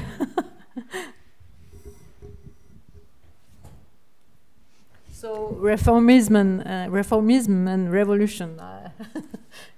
He tries to mix, to join them. Well, can I say one thing on this? Okay. You just maybe remember. I think it was, who's the guy who wrote strategy for André Gorz? André Gorz, the French philosopher, who says, right, he has this whole thing in Farewell to the Working Class about the strategy for the left should be non-reformist reforms, i.e. there are some reforms that lock in certain state status quo things, and then there are other reforms, like, let's say, I can't think of one. Yeah, exactly, the $15 minimum wage, which allows people a foundation which to live a dignified life from which they can launch other campaigns. And so I think that sort of has been kicking around the left for a long time, this idea of non-reformist reforms, which I guess comes from Gorz, which I assume, I don't know when he wrote that book, but it probably comes out of that sort of 68 era. I was after 1968, the environmental movement had a lot of success. All through the 70s, there were a whole slew of laws passed on clean water, clean air, pesticides, strip mining, toxic waste, and then after about 1980, it's been defensive as the conservatives try to tear this down. And basically, we became the establishment. You know, it's a lot more fun to lobby for new laws than to defend thousands of pages of regulation. So how do you keep up the dream when you're basically the establishment and you can't even fix these laws, any of the flaws in them, because Republicans will try to just kill them, and the people who are regulated are the ones with the grievance, and so they have more political, you know, they're more motivated than we are, because we just have to defend all these regulations that were basically came out of the 1970s.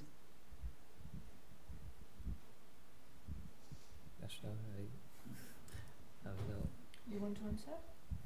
You're more familiar with the American reality. Okay, I don't really know. Do you want to? Go on. Okay, well, I don't know is the answer to this question, unfortunately. But I guess I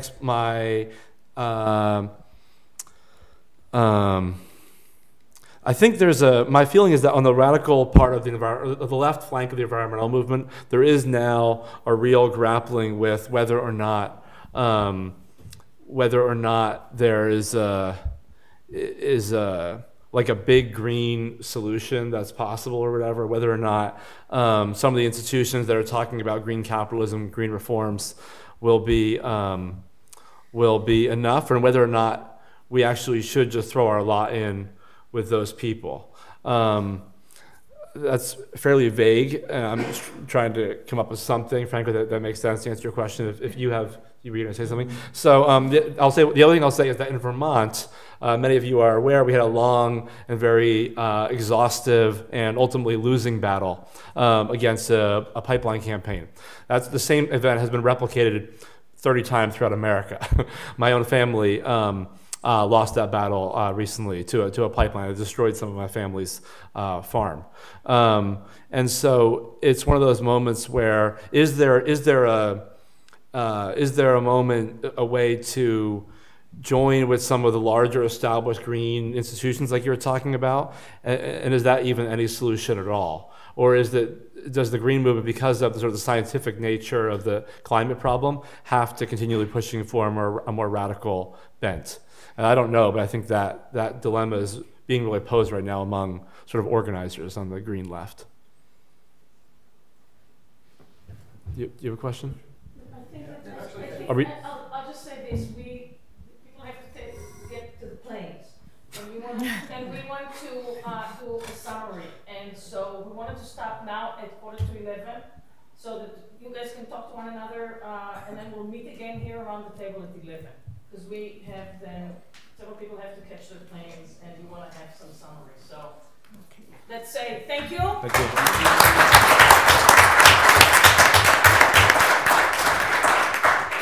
It was really interesting. Thank you so much. I love that. A tool, a pen graphic. Yes. I've seen that before, but it's been so long. And I was looking for it a number of years ago, but I couldn't find it. I can send it. I would love if you sent it to me. Yeah, Give me your. Well, I'll email you. I'll email you. Okay, you have my email. I saw you're online. I looked you up before I came here. So it's and I sent it to you. Okay, cool. Okay, great. Tk you. Okay. It was cool. Really it's beautiful. Yeah, it's beautiful. But such many posters out there. It is. I know. I work with some group in France called React, which is like a labor community organizing kind of group. I forget what it is in French, but they do a lot of like union campaigns in France and the Congo or France and Ivory Coast. Yeah, comparative sort of campaigns. Which is really interesting. They're in Paris. But you are in the Yeah, I work here. Yeah, I work here. Because I come every summer. Oh, you do? Yes. Oh, for the French school. Yes. Oh, cool. For 12 years I'm there. Oh, really? And we never met. No, well, I don't. In the summer. Because I think during summer you're not there. Yeah, we all go in summer, and we're not really allowed on campus. Like the faculty speak English, they don't want us around because we interfere. So, but if you're here in summer, let's hang out. Yeah, you can come over, see my house and stuff like that. Maybe we can. Maybe I arrive at the end of June and okay, cool. I'm there until middle of June. Okay, where do you stay? Where do you live? In here. Oh, the Boulder. Okay, I'm right next door in Monroe. So yeah, we'll have to meet up. Cool. Yeah, cool. Awesome. I'll be here. Okay, cool. Nice to see you. Say. What? Wait. No. Never heard of it. Looks good. It's very similar to what you guys were saying. Okay, it's a book. Is it new? It just came out of Verso. Verso. I saw him speak. Is it good? Well, it's well left. Okay. So very much the line of like ideologies and the more Right. It seems a little bit diffuse, but it is like it was very interesting. And one thing that you said was cool is that like bringing back to when intellectuals could actually like a form for advanced science. Right. Interesting. A manual for inspiration at least, and now we no longer Oh, okay. That's interesting. That's cool. You just looked up, or you saw him speak? I saw him speak, cool. and I had my hands at one point, but yeah. I have so many. A lot of moving parts and more I don't think there is a great book. I think there's like the other guy I wrote wrote a book called I wrote an article called "The Long Shadow of the New Left." It's about the sort of New Left's vision on Seattle. So that may be something like it, but yeah, there's not really. That's weird. Are you here? No, I'm just in town for the weekend, and we have a brewery. My wife and son. Which brewery are you at? Oh, in Jersey. Yeah. So you just here on the source? Yeah, they're in a plastic release class this weekend, and I'm on. So you thought you'd come by? Absolutely. That's awesome. Wait, so you work in Jersey as a brewer? Actually, I work in the tech industry. We're launching a brewery. Okay. They're up there for that, and cool. Thanks for coming by. Yeah. No, and I just packaging is always something that's very interesting. Yeah. Cool. What's your name? Steve. Where in Jersey from? Just Princeton. Okay. My family's from the south, from like Mays Landing, Egg Harbor. Yeah, that is. I'll drop you an email. Okay, cool. Thanks. Next time. Yeah.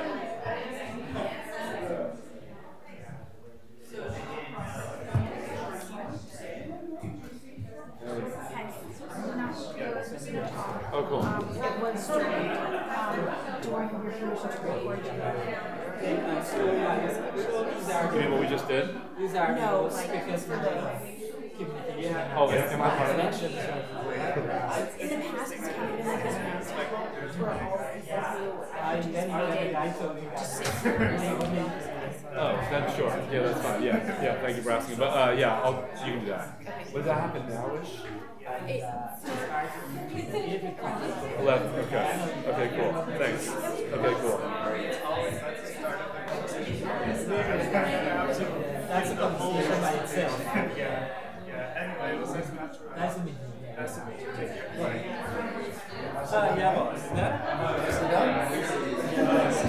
I have 100. Typically you. But let me get some coffee. You got my email. Yeah, that's okay. So we'll be in touch. We'll be in touch. Send me Let me get some coffee and we'll win the of course. Well, the guy who's doing all that stuff.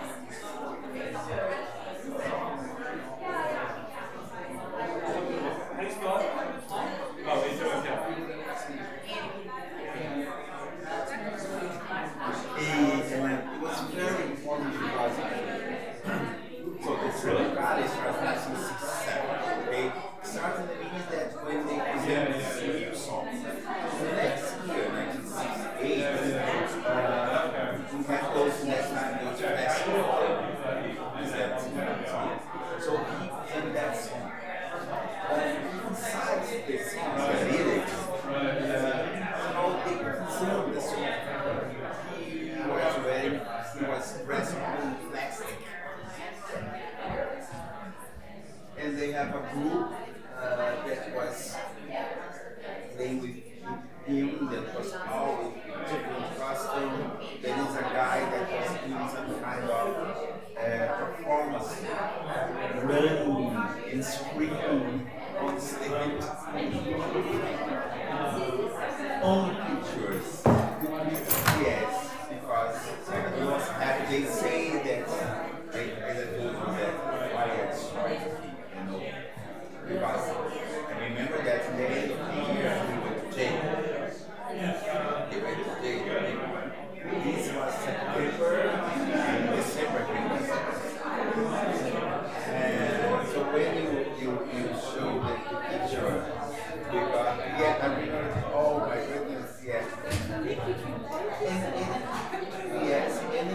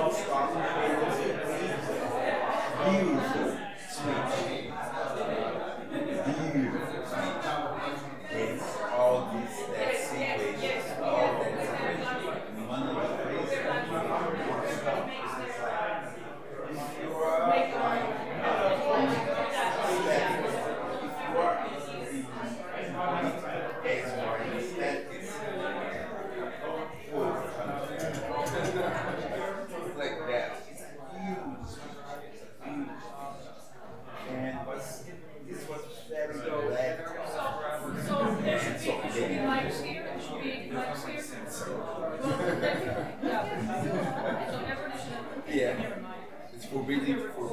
Yeah, it's based on the yeah. Very interesting. Yeah.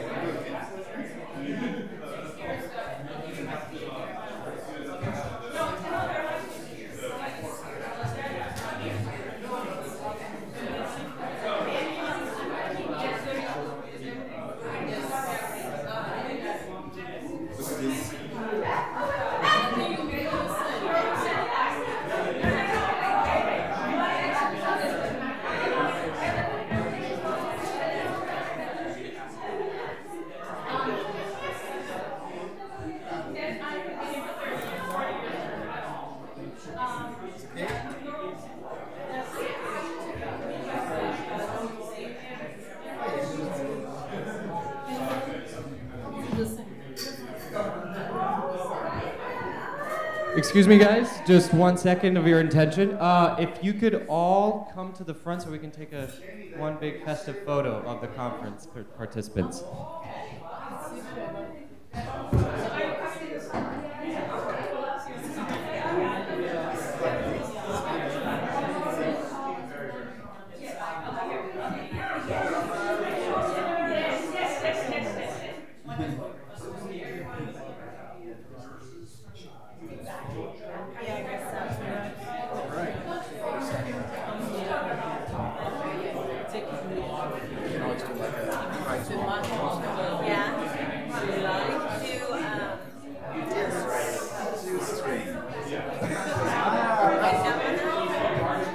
Sorry, it doesn't come naturally. All right. The obligatory picture. You two, you're part of the. Oh, okay. So what about the chairs? Yeah, should we move the chairs? I don't know. Let's move the chairs. Look at us. You don't need to be like that. You can kind of cluster. We can cluster. And be sure to Some people can be in the front. Timmy, we have to make sure one of these wonderful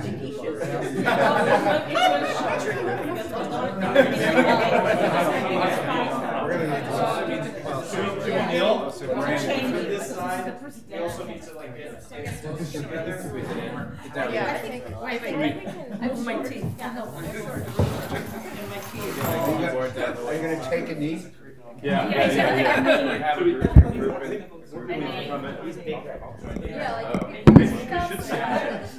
Sit on chairs. Yeah, I know the chairs. 4 or 5 people. Yeah. Oh, yeah. By the time we'll finish, it'll be 11.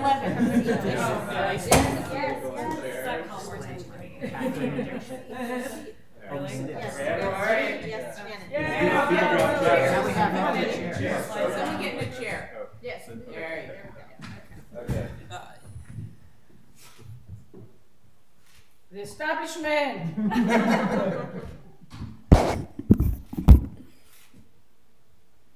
Why are you so cool? There we go. Let's sit around the table. Jamie, who were the academics who were or were you? It was mostly public school. The right to work thing? Yeah, public Steve school. Stifler was there, yeah? Who?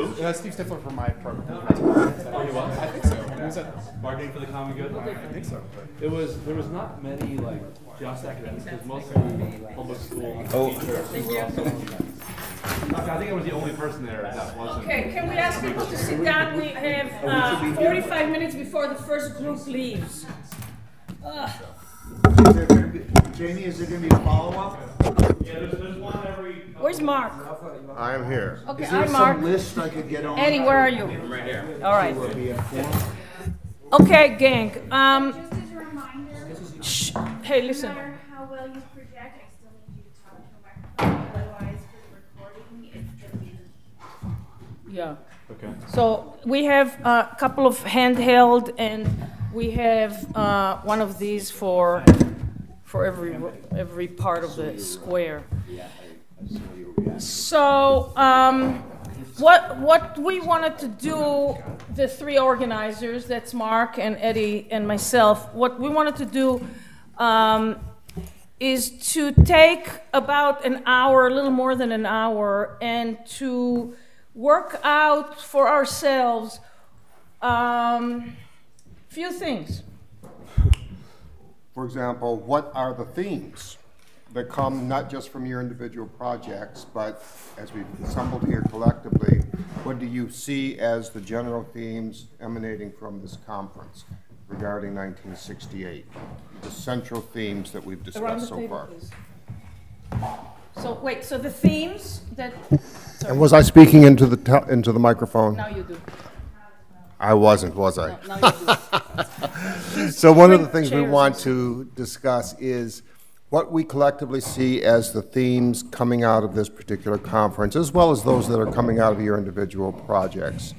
If we were to summarize what you derive as the most important takeaways, what would those things be regarding 1968?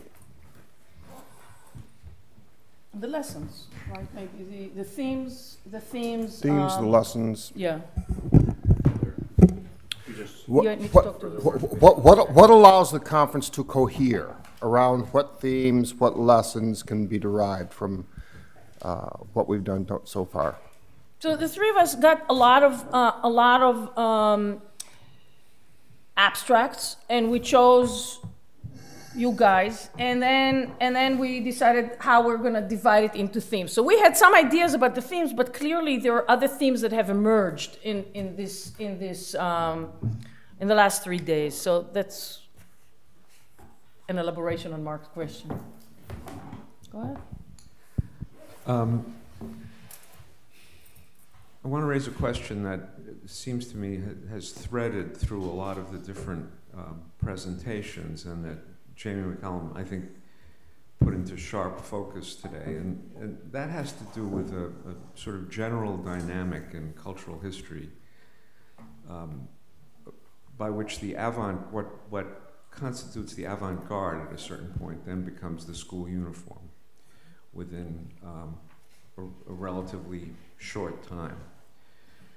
So this is true of the 1960s fashions. I mean, you got the clothes that signified where you stood, and that has persisted. And there's much to be said about this, but it is, in fact, as Jamie McCallum pointed out, the fact that that the language of the left and radical language has now become the language used by most corporations that one can identify, and certainly college and university administrations. Does this not constitute success? Doesn't it mean that these ambitions have somehow been realized because they have been enshrined in a particular way? Or does it mean that, as in the case of the avant-garde, that this requires yet a more radical move, so that it is, for a time at least, unacceptable until it becomes acceptable, and then that requires a further move? This is the trap of avant-gardism, in effect. And it creates all sorts of problems, and I think that this is an issue that has come up, the relation of the periphery to the center, throughout many of these presentations. So I'm interested in anyone's thoughts about this.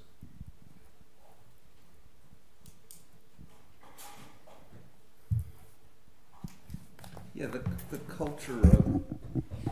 culture politics dance or tango or something is a recurrent theme, and it's a very rich one. I hope somebody will someday write a history of how ideas of various kinds of individualism and spontaneity and communion and so on work their way from 60s cultures into business. There's one excellent book on this, a piece of this, Fred Turner's book, whose title I came up from counterculture to cyberculture, is a very accurate and important contribution to this about how the whole Earth catalog became Silicon Valley, to put it in a phrase.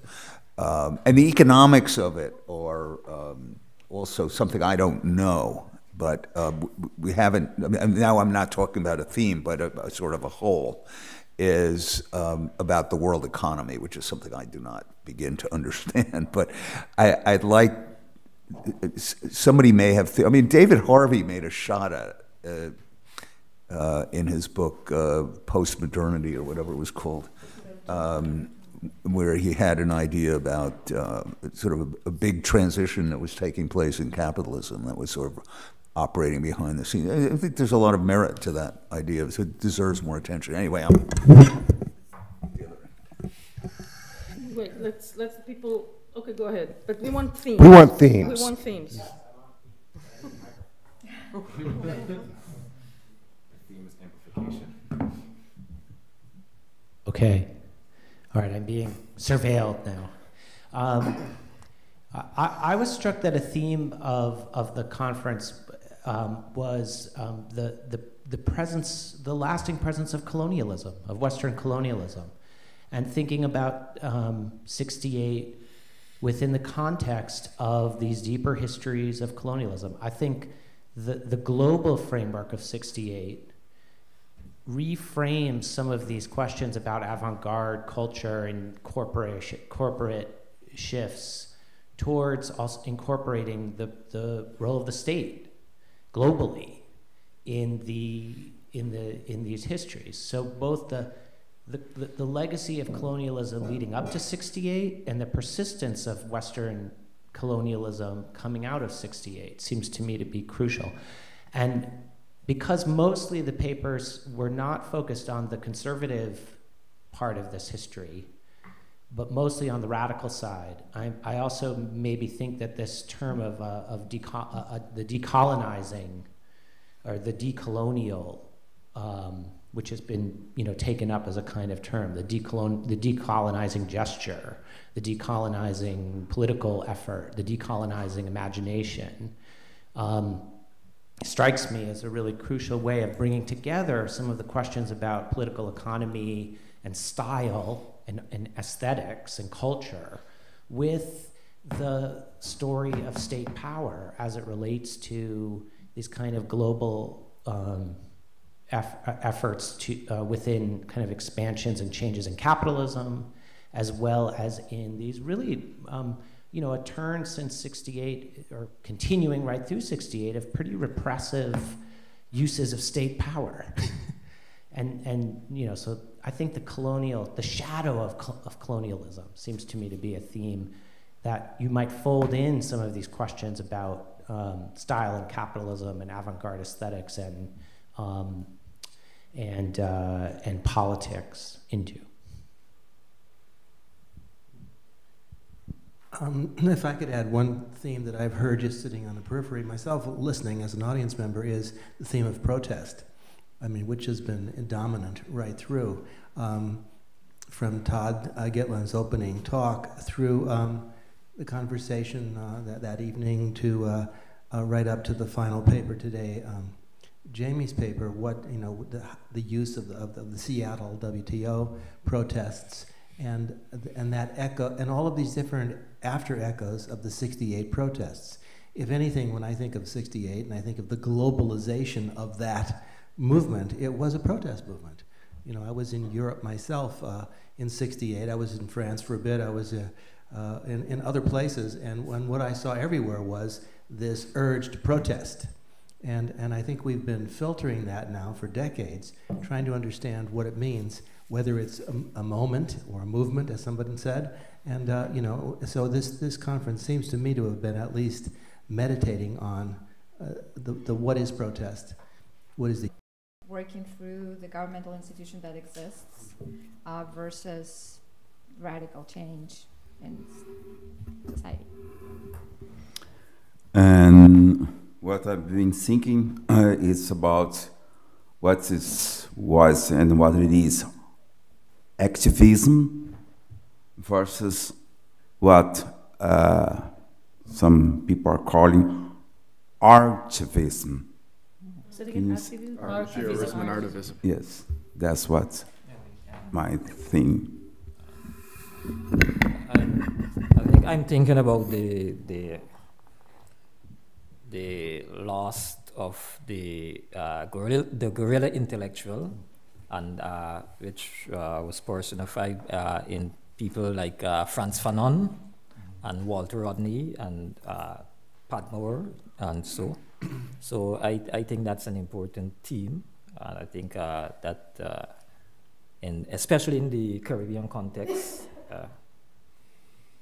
the loss of that guerrilla kind of intellectual, and not necessarily guerrilla in the very extreme Guevarian kind of way, But like in the Rodneyite way, where the intellect in the intellectual class grounds with the normal people on the ground and carry knowledge and discourse and so forth that we enjoy in the university setting to the roads and the town halls and the neighborhoods and those kind of things.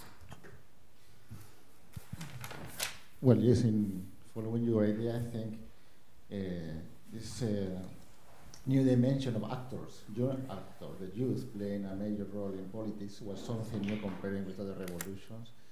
The masses of youth, masses of students, influenced by Fanon and also other intellectual, and also we should include this new actor not only from the white sectors, also from other ethical groups, like the indigenous population in Chile I was mentioning, the Afro population here. I think that's also significant.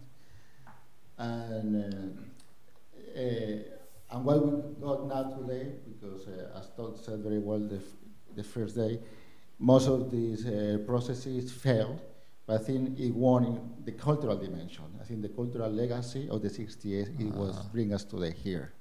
And this nostalgia feeling that you have also commented, I think is related mostly to the fact that there are still a lot of people alive who participated in 68.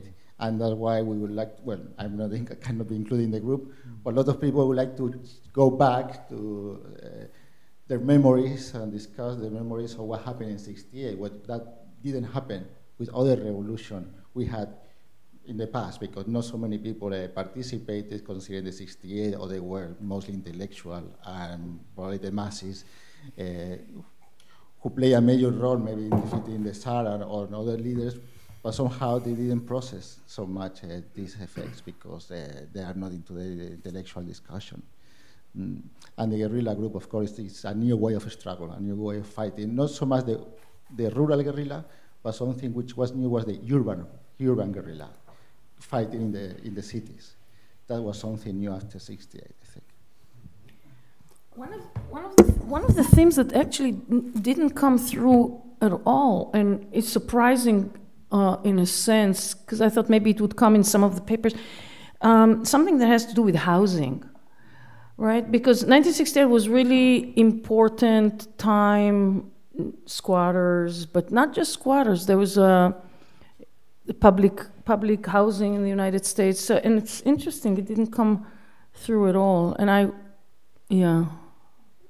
don't know. I mean, part of it has to do with we didn't get any papers on that, right? But it was but it was really interesting that we didn't get any papers on this, right? Because this is one of the things that when we're thinking about it, they say, well, let's go find somebody who can do things that relate to housing.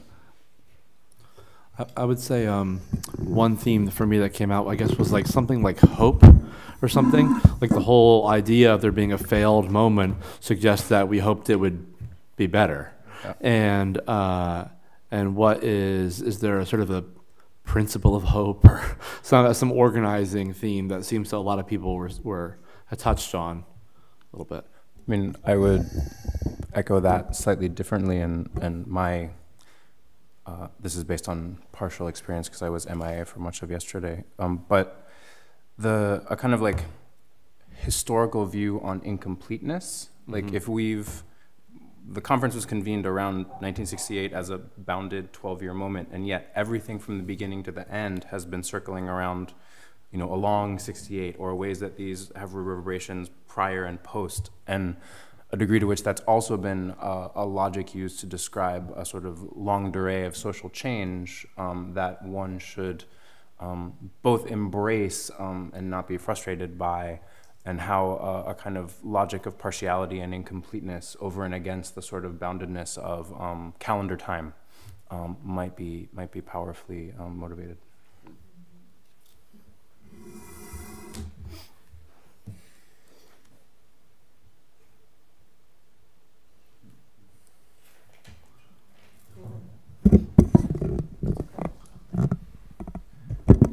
I'm going to veer even more into the abstract.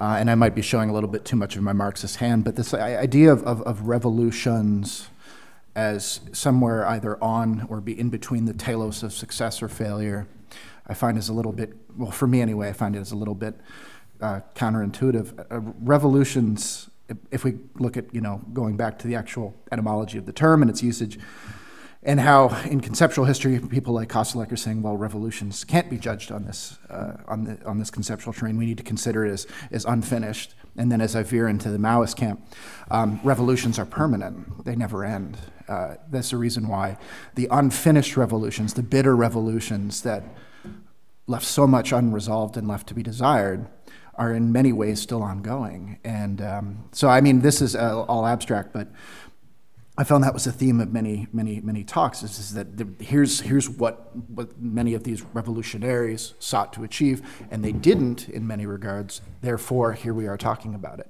And 68 as the 50 years, 2008, or 2018, so we're now 100 years from. It's where will we be 50 or 100 years from now? We'll all be dead, but we'll be thinking about, our successors will be thinking about, again, it's ongoing, or are we going to continue to say, oh, we just failed and that's, so just some thoughts. I think maybe kind of building on that, I just had sort of, to use a 60s term, flashed back to Todd's initial talk and going to 1848. And so I was just wondering about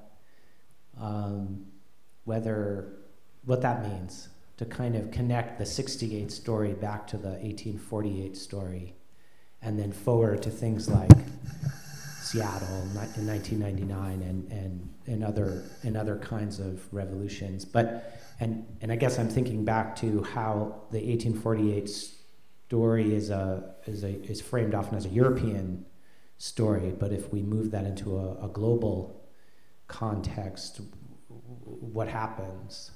And I guess I'm also there kind of trying to signal the class part of the story, or the work, the idea of labor is labor at the heart of some kind of worldwide revolutionary move or not, or on what terms? What do we mean by that? Kind of connecting the 1848 legacy to the 68 legacy to more contemporary struggles, incomplete or permanent, or however we want to imagine them. Mm-hmm. Mm-hmm.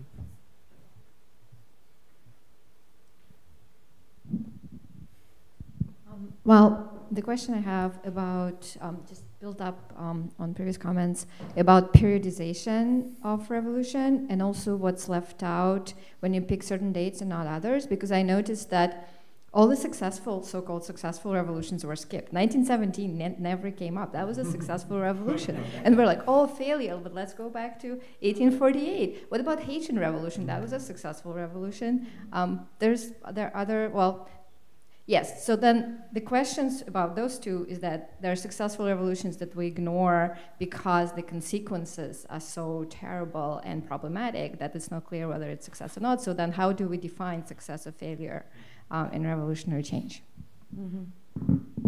I like the idea of the unfinished revolution, whether it was deemed successful or not. And I'm thinking of the Mexican Revolution, a successful revolution the victors of whom always said that the revolution itself continued. They created an entire political apparatus to institutionalize the revolution so that it can morph and change according to the times. It's an ongoing process. People who talk about the American Revolution will always come back to the idea of continually trying to perfect the Union and so forth.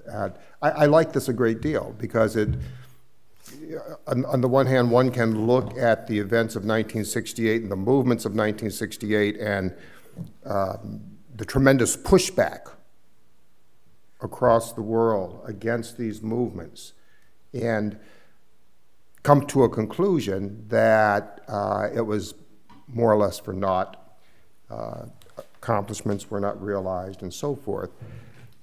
But there's certainly, and this picks up what you're talking about, there's certainly echoes of 1968. It's not the same thing, but down the hallways of time, you see these echoes of 1968, and some of them might tag into 1968 and sort of take inspiration consciously from that period, and some of them may not. But we certainly see that, and that is a different way of thinking about the lessons of 1968, or a theme about 1968, this unfinished revolution. I think that there's a lot to that. It's an interesting concept. If I can add to that. Just as a kind of methodological, in my field, I'm an art historian.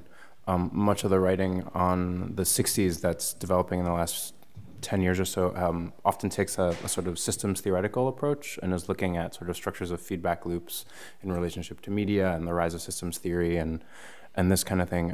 And so I wonder to what degree that the model of the unfinished then is also one that's rooted in structures of feedback, right? And which I think speaks to Jamie's point particularly, right? Like there are ways that feedback loops can carry forward in very unanticipated ways. And once structures of discourse are circulating, they are picked up and echoed in very odd corners of the loop, where you might not necessarily anticipate them to take root or want them to take root, even if the anticipation could well be forecasted. And on that note, I was sort of surprised to not hear anything about new conservatism. About what? About Goldwater or new conservatism or the Reagan. I mean, Reagan's entire intellectual program was the erasure of the 60s from public memory. The demonization, the idea that if we had just stayed in Vietnam longer and if we wouldn't have been so weak, we could have crushed the Vietnamese and won. I mean, you know, he sat every night and watched 40s and 50s movies and then stole lines from those films and put them into his speech. Like the entire 1980s was a memory project about demonizing the 60s. So Todd and I had a conversation yesterday about what it means to resuscitate 60s memories, you know, and in part I think it's a response to a concerted, intentional, you know, appeal around, not just in the United States, although I study Reagan, but I mean around the world to undermine the appeal of 68. So there are a lot of really interesting topics here. So where do we move from here? I mean,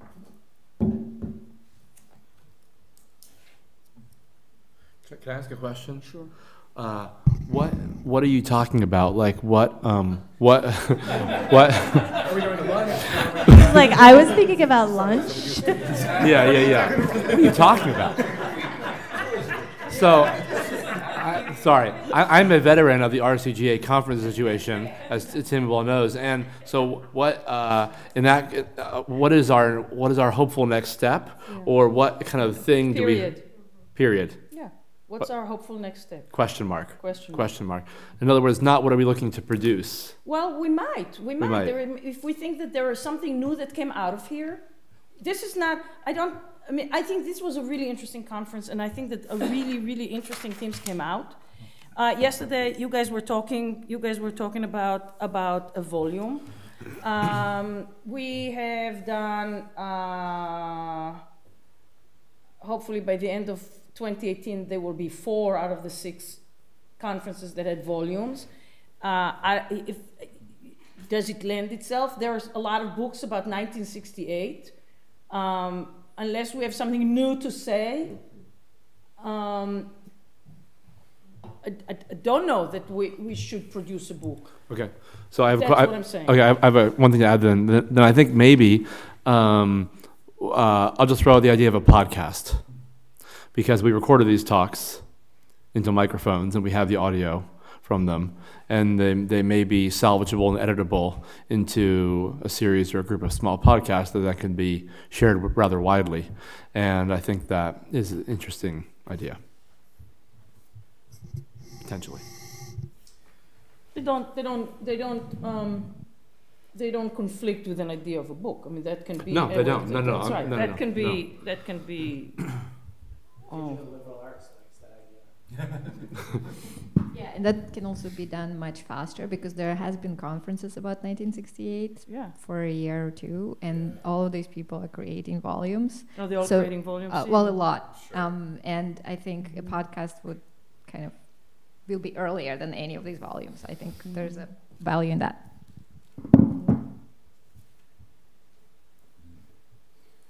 One of the things that makes One of the things that makes this conference different from the contents of a number of other 60s conferences and 68 conferences specifically is that I don't really think that anyone in this room treated 68 as a break or a truly exceptional moment. Most people treated it as a part of ongoing struggles or, a high point of a kind of thing that carried on. And viewing those continuities and the emphasis on those continuities and the shared projects and the way that people around the world saw their shared projects as a shared project is something that this conference has that is unique to sort of 68 conferences. I think also another unique aspect is that so many people hail not from the United States. I really like that. And these are new voices in respect to many other conferences that has been happening. So maybe there is a value in emphasizing that. So the view of 68 from elsewhere.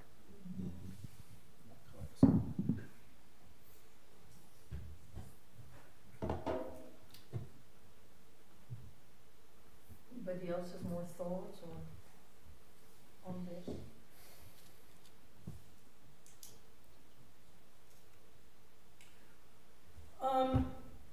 Well, I think that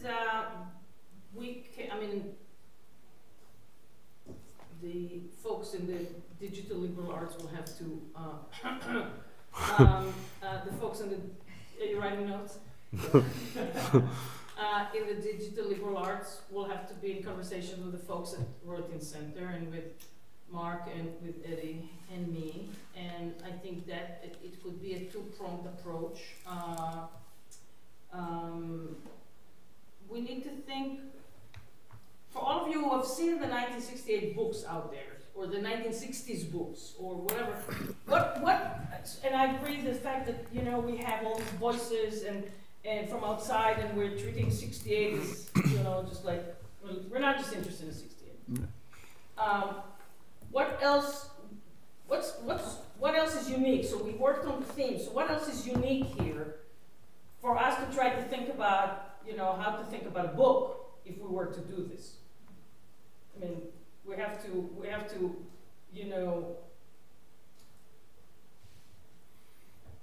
don't want to have just a book that just is, a collection of essays, but just like move the way we think about 1968. What am I?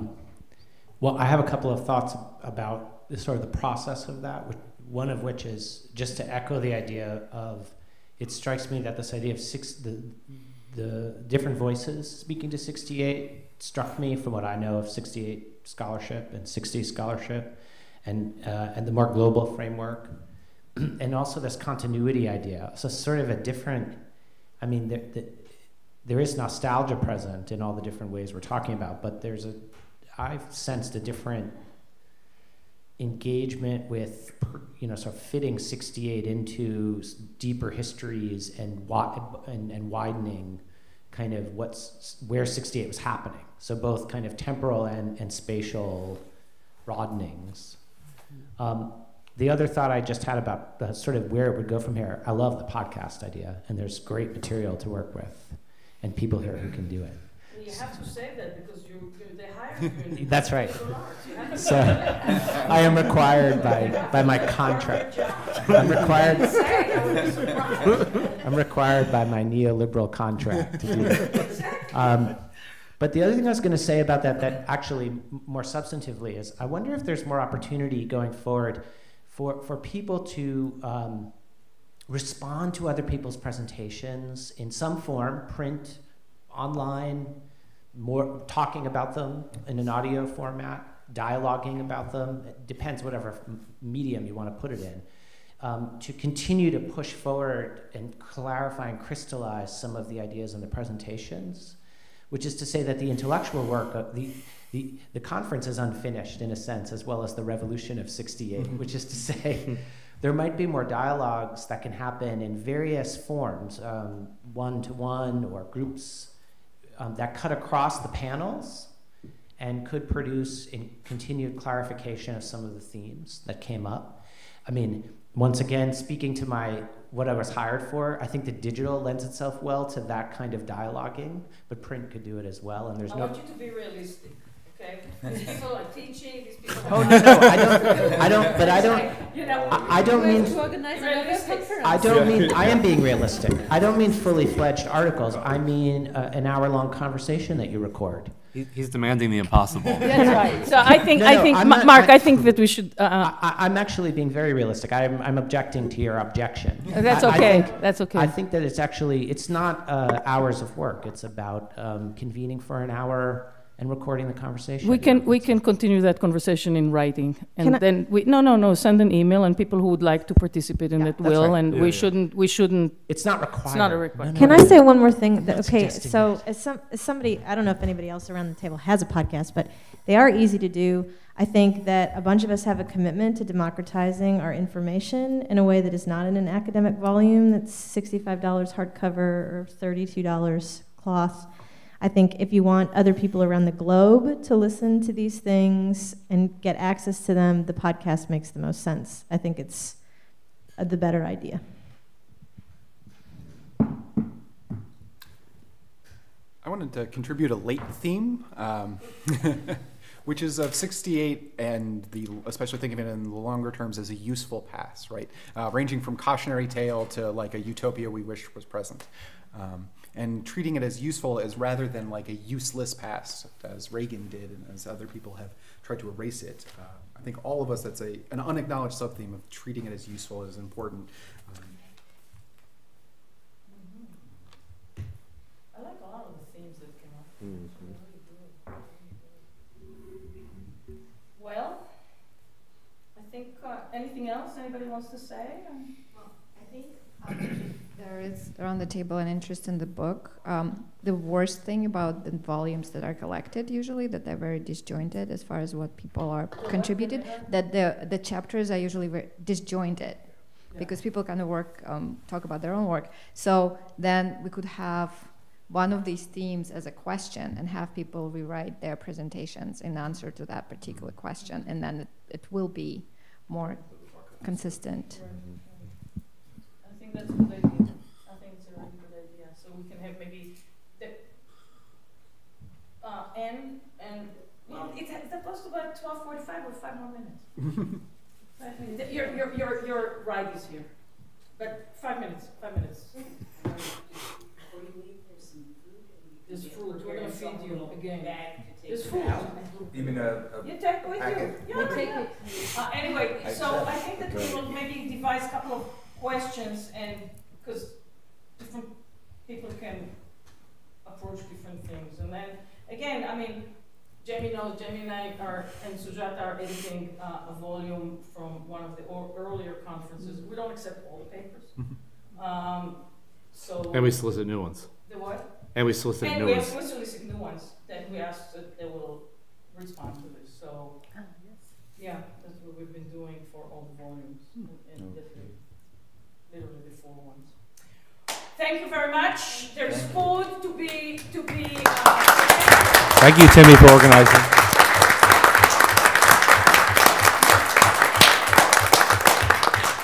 It was great. Thank you. Thank you. It's been phenomenal, and I'm incredibly pleased. And it's really incredible. You all made it, except we forgot to bring.